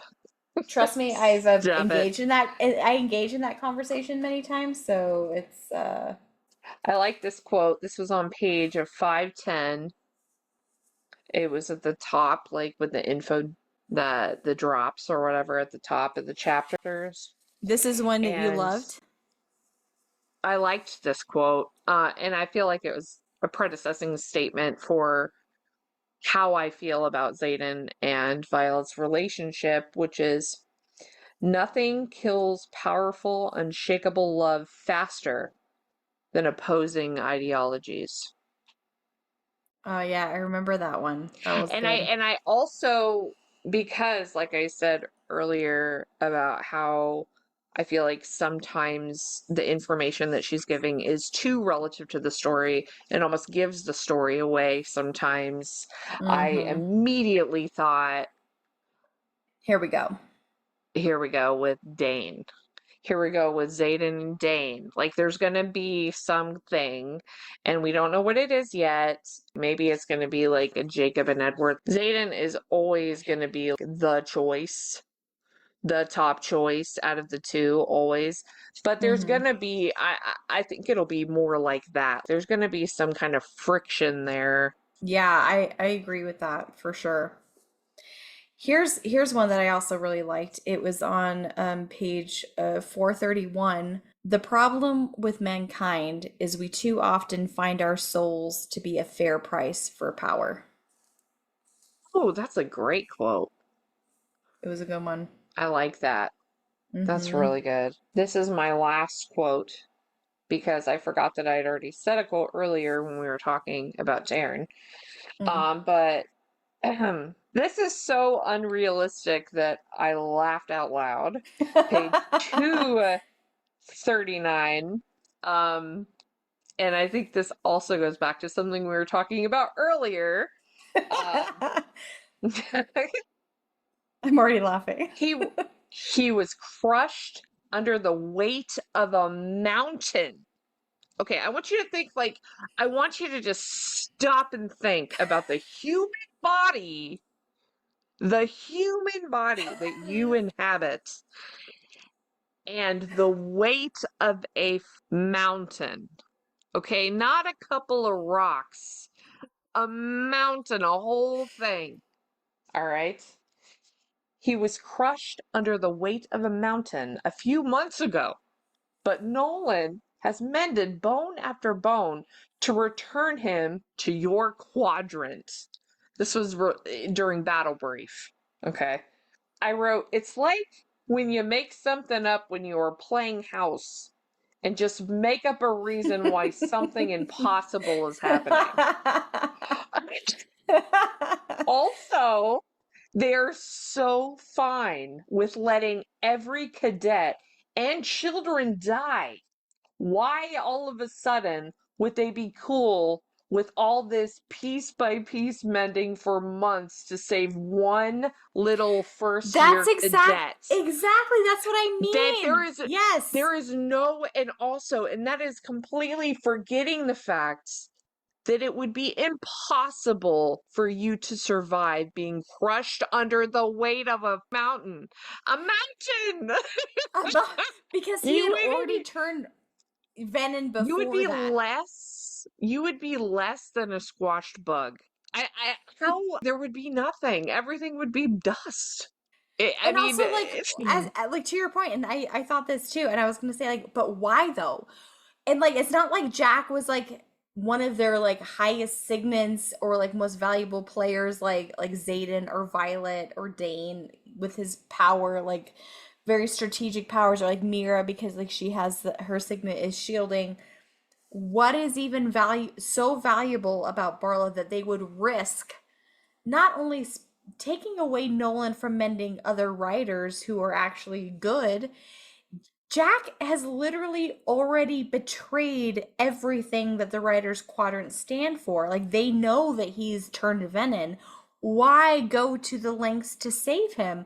Is it because they're trying to develop the serum to cure the venoms and like capture them and then turn them back? Also, a question that I have was Jack being nice to Violet like an act, or was it when he takes that serum, does it make him forget that he's a venom and just like kind of revert to this like alternate state where they're able to control him? Well, he wouldn't know. First of all, if that was true, he wouldn't know why or that it had even happened. It would just be kind of like, what's happening? I don't remember. Well, that's what he's like, it goes back to previous, like reverts to previous memories. Like, sorry, I was a jerk before, but like, I'm nice now. I had a personality makeover. I think I know though. I think I know the answer. None of that fucking matters because he was crushed under the weight of a fucking mountain. There is no way anyone could survive. Anyone with a human body could survive that. I don't care. I mean, you wouldn't even be able to find the bones. How heavy is a mountain? I'm going to ask Siri. I'm asking Siri. Siri, how much does a mountain weigh? The weight of a mountain depends on its size and composition. The weight of average mountains is in the billions of pounds.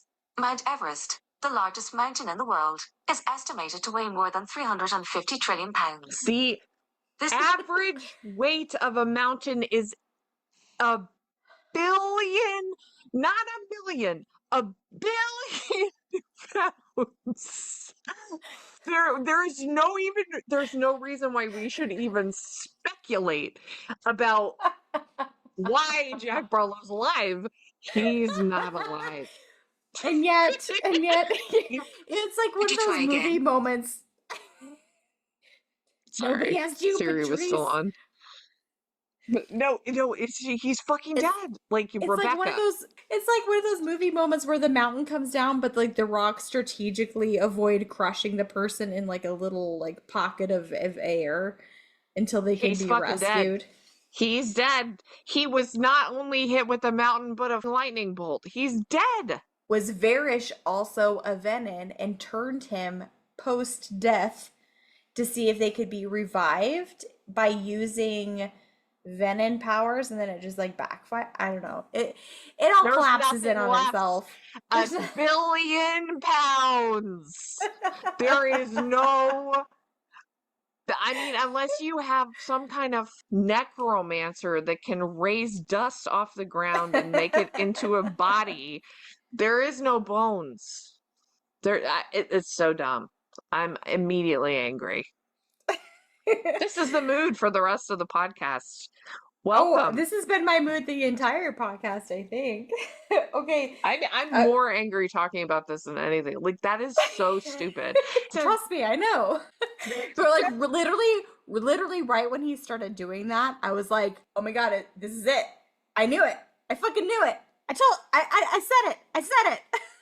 Right. Well, I knew it even before that. Not even then was when I was like, oh my god, Tiffany was right. It was like way previously. Somebody said the name Jack Barlow. I don't know. It was mentioned. Or the dragon was mentioned, his dragon or something. And I was like, oh my god, they just brought up Jack Barlow again. It's happening. I really thought you were wrong about that. 100%. I was like, no, he was crushed under the weight of a mountain. He's not alive. Also, by the way, thank you, Rebecca, for writing wonderful sex scenes. I mean, they're good. The sex scenes are good. They're hot. Here's one thing I will say, and I know I said this last episode too. It is very jarring in the middle of the extreme YA juvenile prose of everything else. It does not fit. I mean, I love it, but it doesn't fit with the rest of the book, is what I'm saying. We could make it fit. That's what she said. Okay, so here's just a couple of like writing things that I was like, it gave me funny visuals. 227, page 227, it says, "Pride flares behind my ribs," and I just like pictured like how does that look? Like that's where your pride flares behind your ribs. My ribs flare rainbow. My ribs are flaring with pride because that's where people normally feel pride, is down here in the rib area. And then another time, 390, her and Xaden are getting a little frisky, and it says, "He slides one hand into my hair, then sucks a breath through his teeth."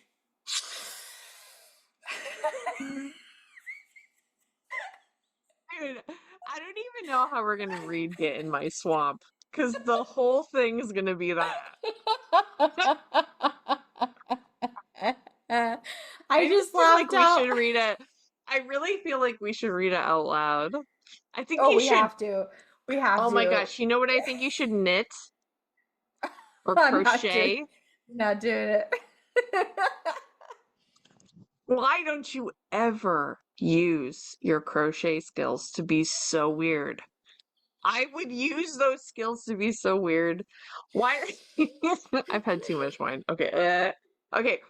When we do Get in My Swamp, you need to seriously make a Shrek hat with like the ears. Okay. Like the ogre ears, and you have to make it go over your eyes, so it's like a mask.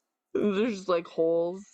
Okay, but I've done that. I've made a Batman hat like that for Ricky once. Batman is not Shrek. It's not even close to as funny. Okay, well, I can do that. Can be part of our giveaway. I'll crochet a Shrek hat.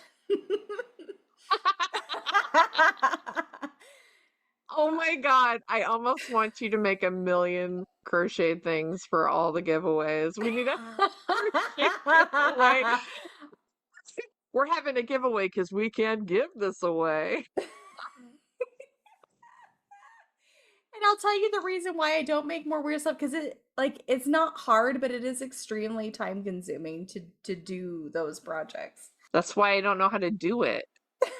Because I have no patience. Like, do you know how, like, it's not even that hard, but you know how long it took me to make your cat toilet paper cover? My cat toilet paper holder?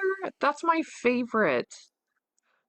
I don't even have that in the bathroom. It's literally on my bookshelf with a roll of toilet paper in it. I'm like, People come in, they said, "Is that a Siamese cat on a roll of toilet paper on your bookshelf?" And I'm like, yeah, and I love it. We can post Isn't it it on cute? After we air this, we can post it on post a picture on our Instagram of it so you guys Or can see. yeah, or guys, if you're watching us on YouTube, well, obviously, if we're referencing you there, but we have a YouTube with visual We do. stimulation. You If won't you would see, like to you won't be see our more faces, but you stimulated. will see other things. Your face is so red right now. Are you blushing? You're a pervert. Okay, I just took a giant sip of wine, and then I was trying not to spit it out. Glass of wine. I was trying not to spit it out. Okay. Joe, I'm out of quotes, so finish yours. Oh my god, I can't. Okay, I'm not gonna lie. I actually did like this quote. Page 459, and I know that everybody's been quoting this. I'm not original here. My house, my chair, my woman. Oh, I like that. I didn't note that, but it's notable. Right? Okay. Let me look. Oh, yeah. This is one thing that I felt that was super it just really took you out of the drama of the moment. It was when the venom in the cupboard scene, when they're all fighting down there, and it was her and Mira and Xaden threw the knives down, and then it says, I use our momentum to keep rolling the diaphanous silk, tearing away, as I'm pulled to my feet by Brennan, who's decided to join us, I guess. What the fuck does diaphanous mean? Is that a word? What kind of adjective is that? Not the time or the place, Rebecca. Hold on. Definition of diaphanous, Siri, please. Diaphanous means, especially of fabric, light, delicate, and translucent. Read that again with diaphanous. Okay, I used our momentum to keep rolling the diaphanous silk, tearing away as I'm pulled to my feet by Brennan. So also her dress ripped off, because remember they were meeting with Takara, so she had that sexy evening gown. Yeah. So she was not dressed for a battle. Also, evening gown. P.S. I love that your Siri has a British accent, because so does mine. Oh, we're twinning. Oh, it's like we're best friends or something. Okay, here. I'm gonna bring this back. I'm gonna bring this all back. Are you ready? Oh my god. Here we go. I'm ready. Hit me. Page 440. What? Every shape has meaning. The points where we tie the power change that meaning. All of which you will need to memorize. She reaches into the air again and then creates ... rhombus?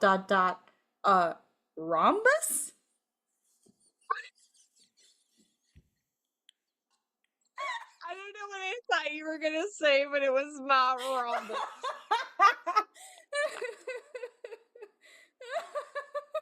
A rhombus. You guys, that sentence makes no sense anyway, but we just have a very specific rhombus inside joke.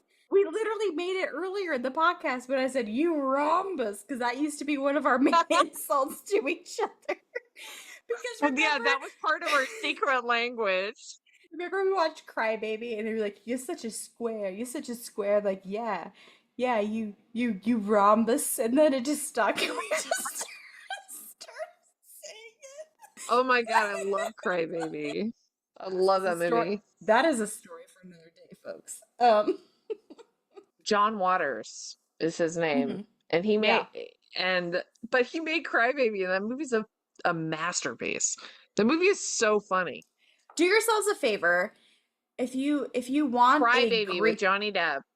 If you want a Grease parody with Johnny Depp, it literally is a Grease, but just that time period parody. It's so funny. It's a really fun time. A really fun time. The two of them fighting, and again, 463. Xaden is talking and he goes, I don't like you thinking that you're not the center of my fucking world, yet here we are, and before you start another argument, I'll fuck you later tonight. Trust me. Ooh, Ugh. I love that. Like, okay. Oh, you don't like it. I No. like it. That's Okay. nice. The thing is, like, in a different context, in a different setting, yes. But like in the particular scene that it's in, it No, just that's the perfect context for being talked to like that by a hot guy. no, That's what I say. but the thing is, like, it's just said so like nonchalant, stop being so annoying, like, I'll fuck you later, like, just like stop being annoying right now. I don't think he said it that way though, because he's hot That's and sexy. 463, because they're talking about Cat, and he's like, because I need you to see that I'm more than capable of worshipping your body without reciprocation. You're not just a convenient placeholder for me to fuck. And she's like, this is about Cat, and he's like, and she's like, I know that, and he's like, but you don't. He's angry with her Yeah. because so he's angry with her because she's all worked up because of Cat's magic or whatever, she's worked Yeah, her I up more, know. which by the way, I think should Oh, be that was like so a very annoying. serious offense. That's a serious offense. You're using your signet on another writer. Okay. But she's not a writer, she's a flyer. She is a writer, though, because they're all equal in the way that they're trying to form the quadrant. So they're supposed to be treating each other equally at this point, or getting to the point where they look at each other as teammates and not as different teams. But Kat said all the stuff to her like, "Oh, your boyfriend was inside me. How's that feel?" And then he like got like, and then he got her all worked up or whatever. And then he comes back. So he's angry because he's like, but he's angry because he's like, why don't you know what you mean to me at this point? Why don't you understand or appreciate what you mean to me? Like, he's been showing her for over a year straight that he is so dedicated to her and so obsessed with her. She's just so insecure all the time. And maybe this is why it rubbed me wrong, just because, like, I've been in this relationship and been with the Violet equivalent, and it's just and then even later, and maybe this is just more of a personal thing for me, like later when she's like, well, how would you feel if like another man just like came in here and was like, I know what it's like to be inside of her. And how would you like to hear me say like things like how I feel on top of him? And I lower my tone, letting sex slide over every single word. How he had me first and insinuates that he plans on having me last. Like, it's just like, yeah, it's bleh. very juvenile. It's so juvenile. I hate it. It's very Mean Girls. Or like even later at like 5:11 when she's like, this right under what I said earlier when she was like, you're making me ask for things that you should just openly share. Because she says, how the hell am I supposed to love you when I feel like I barely know you? And his response is, because I let you live long enough for us to fall in love. It's a weird thing to say. It's a weird thing to say. I found some questions that I've found online from different people who've read the book, not necessarily sent to us because we're not famous enough yet. Questions. Why did Colonel Atos want to kill everyone in Fourth Wing in the first place? Was it because of Xaden? Wouldn't they want to keep the powerful signets for the army?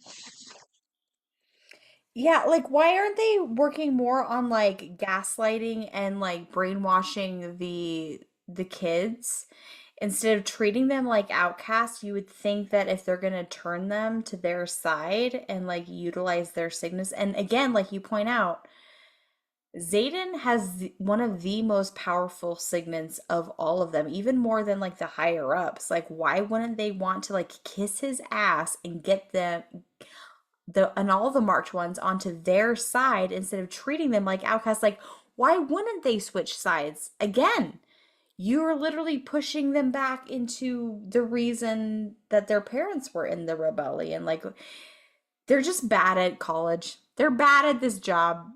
And Basgiath is really bad at being Basgiath.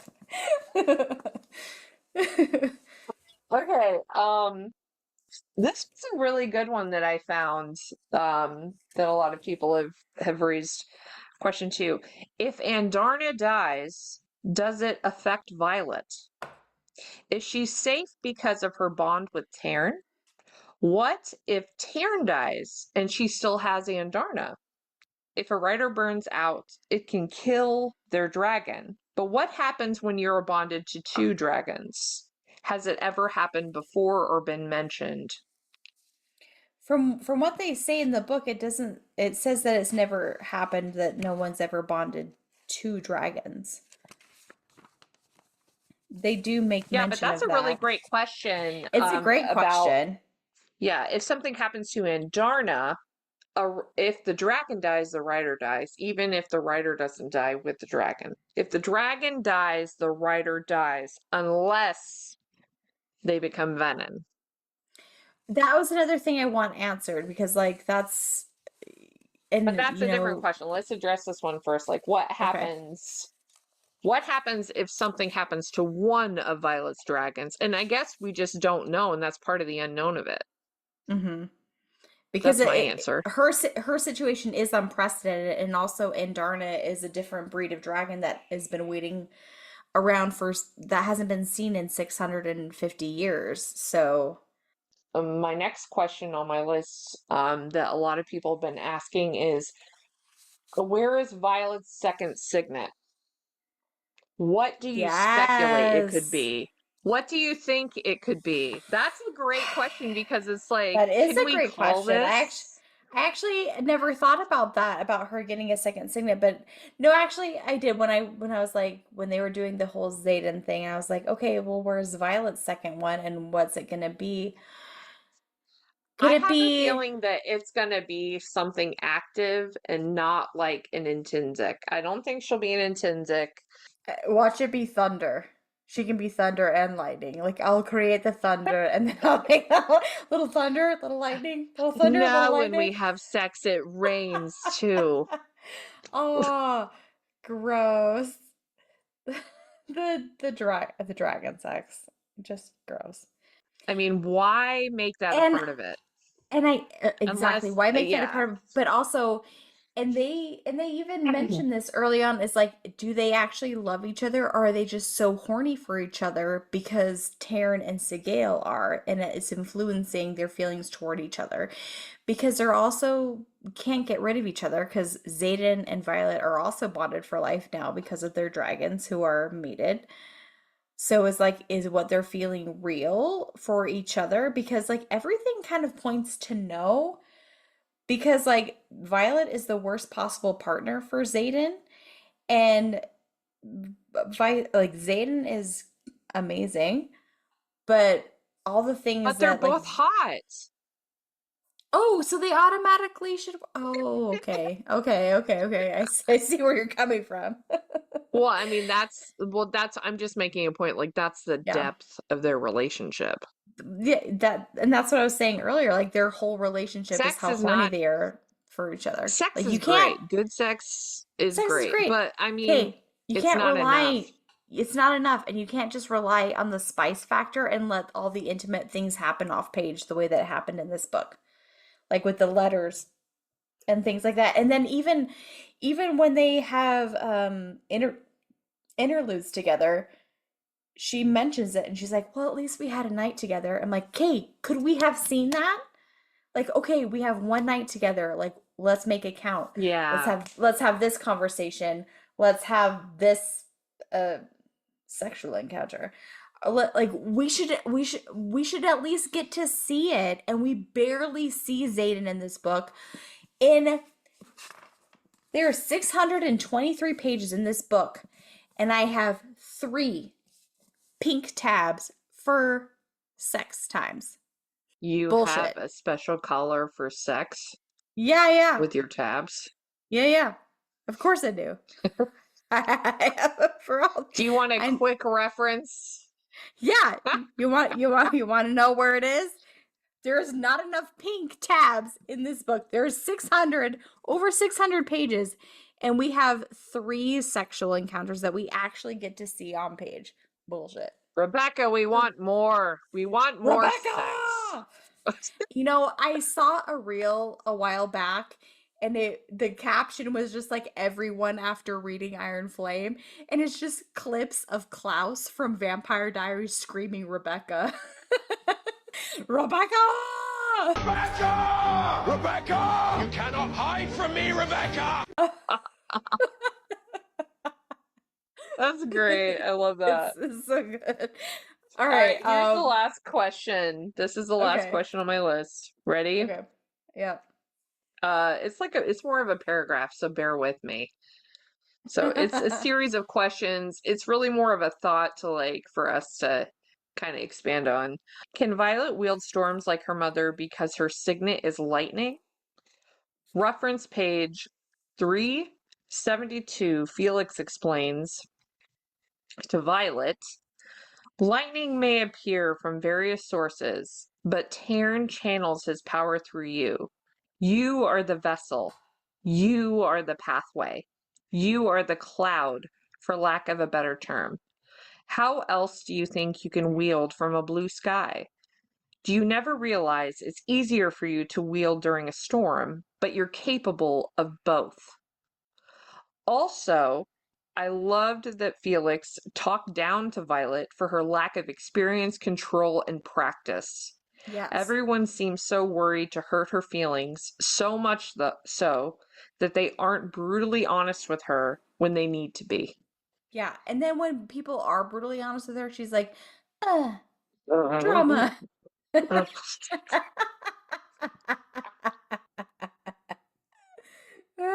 Okay, so what do you think about that? Do you think when I read that, I was like, that is a really good point, and something that I didn't even note when I was reading, that it's possible that Violet cannot just wield lightning with her signet, that she can also wield storms like her mother. Right. There could be that. It's interesting too, because they've also kind of hammered home throughout the book that she's always drawing from Taryn's power, and well, yeah, her signet comes from Taryn. Her signet comes from Taryn, so it just kind of implies that all of her power, because she's always saying, I'm drawing on Taryn's power, Taryn's power, Taryn's power.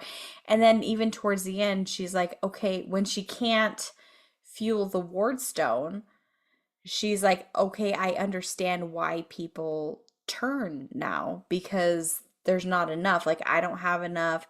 Taryn doesn't have enough. It makes sense that people turn. How, in any way, shape, form, does Xaden turning Venom actually help Violet or anything? Oh, that's a really great point. There's the shock value, but sit and think about it for a second. You'll turn for love. Okay, but why? How does his turning help in any way at all? He doesn't know that obviously her mom is downstairs sacrificing herself, because in his mind, Violet's gonna burn herself out and create the ward stone. And he's like, I can't allow that to happen. But okay, so how does turning Venom stop that from happening? How will being Venom not stop Violet from doing that if that's what she was doing? It doesn't make any logical. What are his Venom powers going to do to save Violet? It's a really great question. There's no reason. I'm gonna go back and answer. Sorry. This is my thought. So this is my thought for the first question, which was, can Violet wield storms? And my answer to that is, we don't know, because she never practices. Right, because she's bad at her signet. So I'm just going to move forward to what you were saying, which is, I think that I remember when that was happening in the 3 pages we got with Xaden. Right. When everything was happening, he thought Violet was dying. Right. So my thought in that moment, that's a great question, but when I was reading it, my thought was, okay, maybe he thinks if he turns venom, he can dispose of this problem quickly and get to her. That was the only thing that I thought. Because right before he turned venom and reached for the power from the ground, was feeling Violet dying. And he's mentioned something about it. So my only thought was that maybe that's why he decided to do that, because as soon as he did turn venom, he killed the general immediately. And this is where the bond thing starts to get really complicated, because she felt the same thing down there, because that was the only thing that got Sloane to agree to siphon off her mom when she was like, Xaden is dying. Okay. So that they were both happening at the same time, but it's like the dream. It's the same thing like the dreams. Like they both were like experiencing the dreams and then not talking about it. But then even if so many problems in this book could be solved with one conversation. And I think that through the whole thing, like the miscommunication trope is just one of my biggest pet peeves. Like I fucking hate it. I hate that too, because it's so unnecessary. And it's also lazy. And lazy. It's lazy. It's fucking lazy. It was just the biggest. It was just the biggest eye roll. It's like, okay, I changed myself to, like, I turned venom, but for what reason? Like, to save you. Like, okay, well, how did you save me? Well, oh shit, damn it.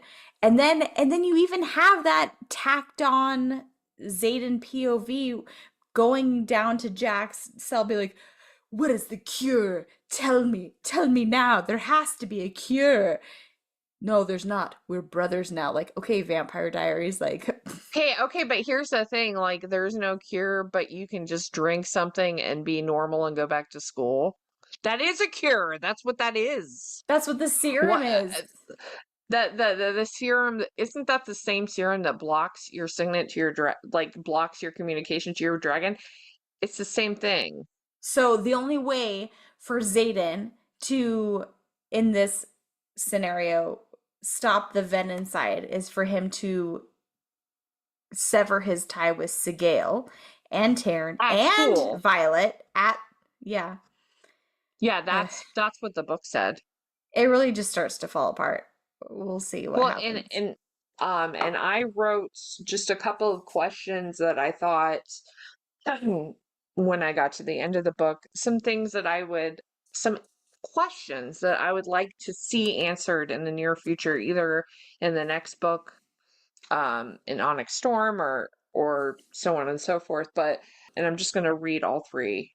Why and how is Xaden connected to the Venom General? Yeah. That is the first thing that I would like to know.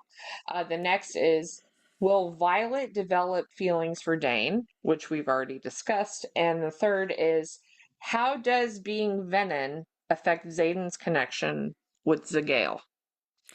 Well, and I think it's going to be big, because you even hear, for once, like the very few times we hear Sorrengail, she's like, don't you dare, like, I chose you, don't you dare do this. But Violet chose me. They're still bonded.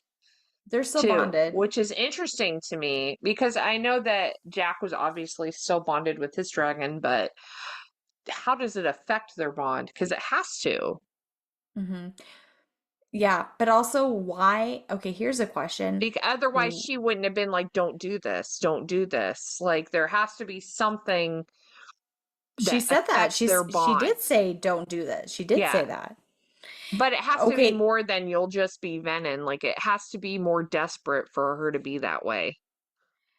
Yeah, well, and maybe it's kind of like what Jack was saying. He was like, we think that dragons control the shots, but do you see how easily I controlled her? Maybe that's the reason. Maybe it's about control. You got to think too, like, there's also the fact that whatever happens to Sorrengail affects Taryn, and then in turn affects Violet. Mm-hmm. Exactly. So it could just how bleed does all this over. how does this help? How does this help? Well, I mean, just because it doesn't help doesn't mean people can't make bad decisions in the heat of the moment. No, I know. I'm just like from a standpoint of anything, He because made a also bad choice. That he was a made a bad bad. but also he was going to die. He was going to kill him. Okay, well, but Zayden also chose to be in that battlefield, knowing based on his dreams that that's where he was gonna end up. So he could Well, have here's the chosen to thing. not. He could have chosen to He stay with didn't Violet. know that's not fair, because just because Zayden had those dreams didn't know when that was going to occur. If it was going to occur at that battle or a future battle or a future battle, like you just don't know. I disagree because of the way he said goodbye to her, because Violet marks it. She's like, he's looking at me like he's saying goodbye to me for the last time. Like he knows what he's about to go do. Kind of like Aslan in Narnia. And also they're completely outnumbered by one venom can take out is more powerful than 3 riders, and there's a massive horde coming through, so it's possible that he just said that to her as just in case I never see you again, I love you. Right. Okay. But here again, we have we've really established that if you die, we all die. So there's no other. Do you want to do some 1 stars? I want to hear all the 1 stars. They're short. They're short and sweet. They're short and sweet. All right. All right. These are the ones, you guys. Just like this podcast. Short and sweet. Yeah. Just like that. All right. Here are 1-star reviews on Goodreads. Oh yeah, so we're gonna do this thing every episode where at the end of our episode, we did it. It's like kind of like a little bit of a roast. We're just gonna pull the funniest of the 1-star reviews that we read on Goodreads and just read them out loud. Regardless of we loved it or hated it, it's just kind of a fun thing to do, because if we loved it, we can be like, you don't know what you're fucking talking about. And if we also hated it, we'd be like, yeah, that tracks. And also, if you loved it, you can still be funny with a 1-star review. Exactly. If you're witty enough. If you're witty enough. All right, here we go. Ready for 1-star reviews. Let's hear it, my goodman. Honestly, Sophie rated it 1 star. Violet somehow had time to shave her coochie while at war.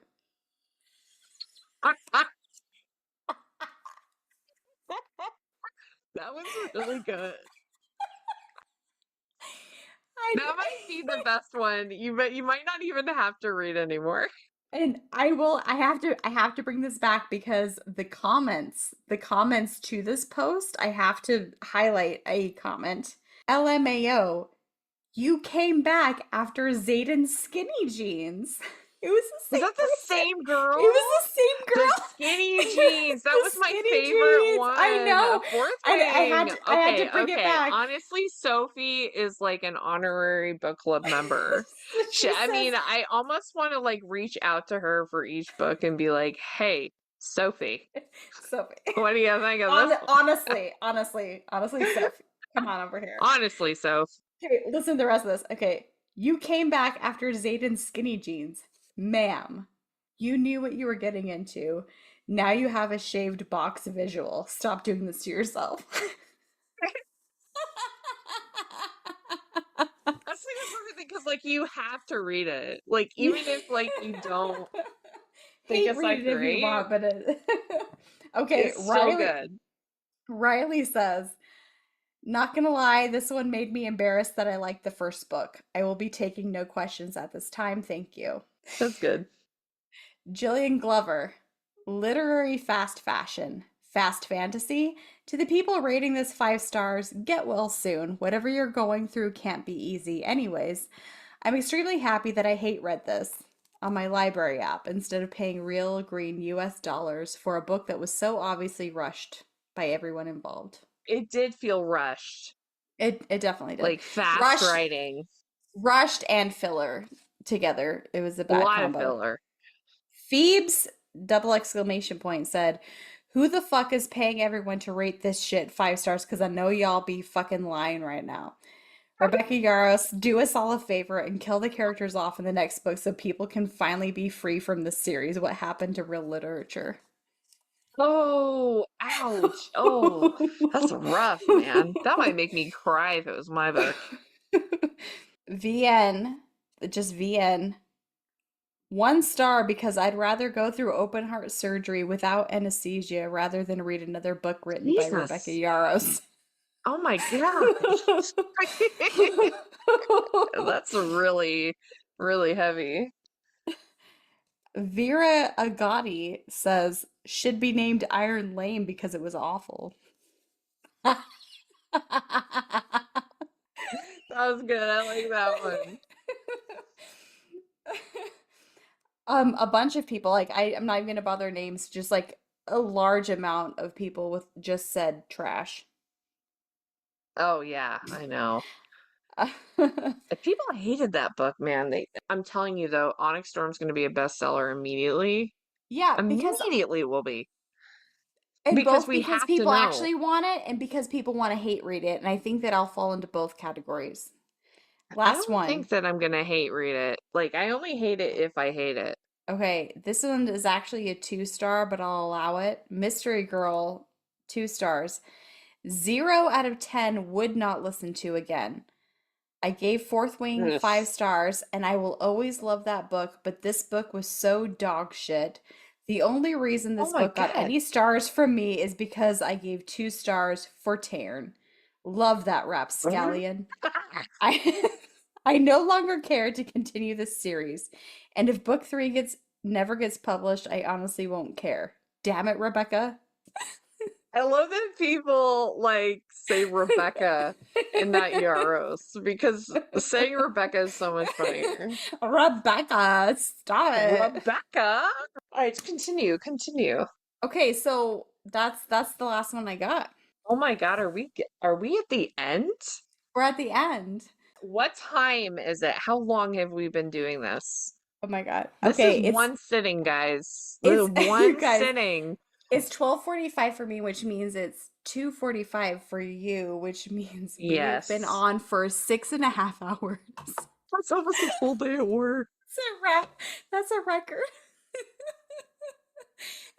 Oh and my this was us. God. This was also us condensing ourselves because we pushed forward. We condensed. We no, this is us condensing. Actually, no, we did not condense. Tiffany condensed because she is an overachiever.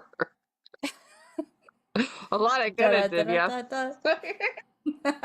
Okay, so moment of truth, what would you rate it? What are you gonna What would I rate it? What are you gonna give it on Goodreads? I'm on 2.5 stars. That's where I'm at. Me too. Are you? Oh my God. 2.5 stars. 2.5 I didn't write down stars. my rating on my. So 2.5 out of 5. That's our group rating. Because usually we'll split the difference, but I'm on 2.5. We're on the same page. So, I'm so happy that we're on the same page. I was so worried that we were going to be on completely different pages. Me too. I didn't hate it. I wanted to love it, but it made me mad because it could have been that's the thing, and I think that that's what makes me so frustrated is that it could have been so good. It could have been so much better than it was because it had all the right ingredients and then just none of the follow through. I would like to see more action. I would like to see more dialogue. That's character why development. I'm giving it 2.5. Yeah, more character development, more POVs. It's turning into just like it's pretty bad. Pandering. It's pretty bad. It's like a pandering. Thank you This is for what saying I that think because I did about, feel like that way. I did feel it was very pandering. Like that both books, deep down in my gut, at the end of the day, these 2 books, both of them are pandering. These books were written by somebody who doesn't normally write fantasy with all of these different tropes smashed into it. And it worked and everybody's reading it and now they're pissed. It's super fun while it's super fun while it's happening, but then you question your judgment afterwards. But when you start to think about it even a little bit, it all collapses in on itself. And I think that it's like you said, the pandering and taking advantage of the fact that we're all like chomping at the bit for ACOTAR 6, and she is capitalizing on that. And I swear, like, all the Fourth Wing people are just SJM girls in withdrawals. Withdrawals. Withdrawals, or first time readers who don't have a bar for anything else. Eesh, Jesus. That was harsh. Oh, Sorry. you're so brutal. You're so brutal every time. But I am ready and willing to be pleasantly surprised by it. All right, we're setting up our next book, and just so everybody knows, like, I know we kind of hit on the fantasy genre for twice in a row, but we want to always be switching up the genres. So, Lita, what is our next book? Because you picked this one. I did pick this one, and we are reading The Teacher by Frida McFadden, which is thriller, mystery, suspense genre. I'm excited. Me too. I can't wait. Okay. Oh, and it seems like it's going to be a quick read.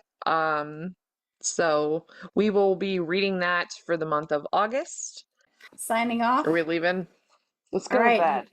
All right. Man, I need to like go eat a peanut butter and jelly sandwich and like crash. So that's what I'm doing. I love you. I love you. This was very satisfying. This was intense. This was like a deep tissue massage is what this was like. I have literally been waiting for this for a long time, and now I'm gonna go smoke the metaphorical cigarette in bed because that was everything I wanted it to be. Yes, I loved it. And more. And more. And See you more. next time. Okay. See you next time, babe. All right. Good night, bookmate. Good night, bookmate.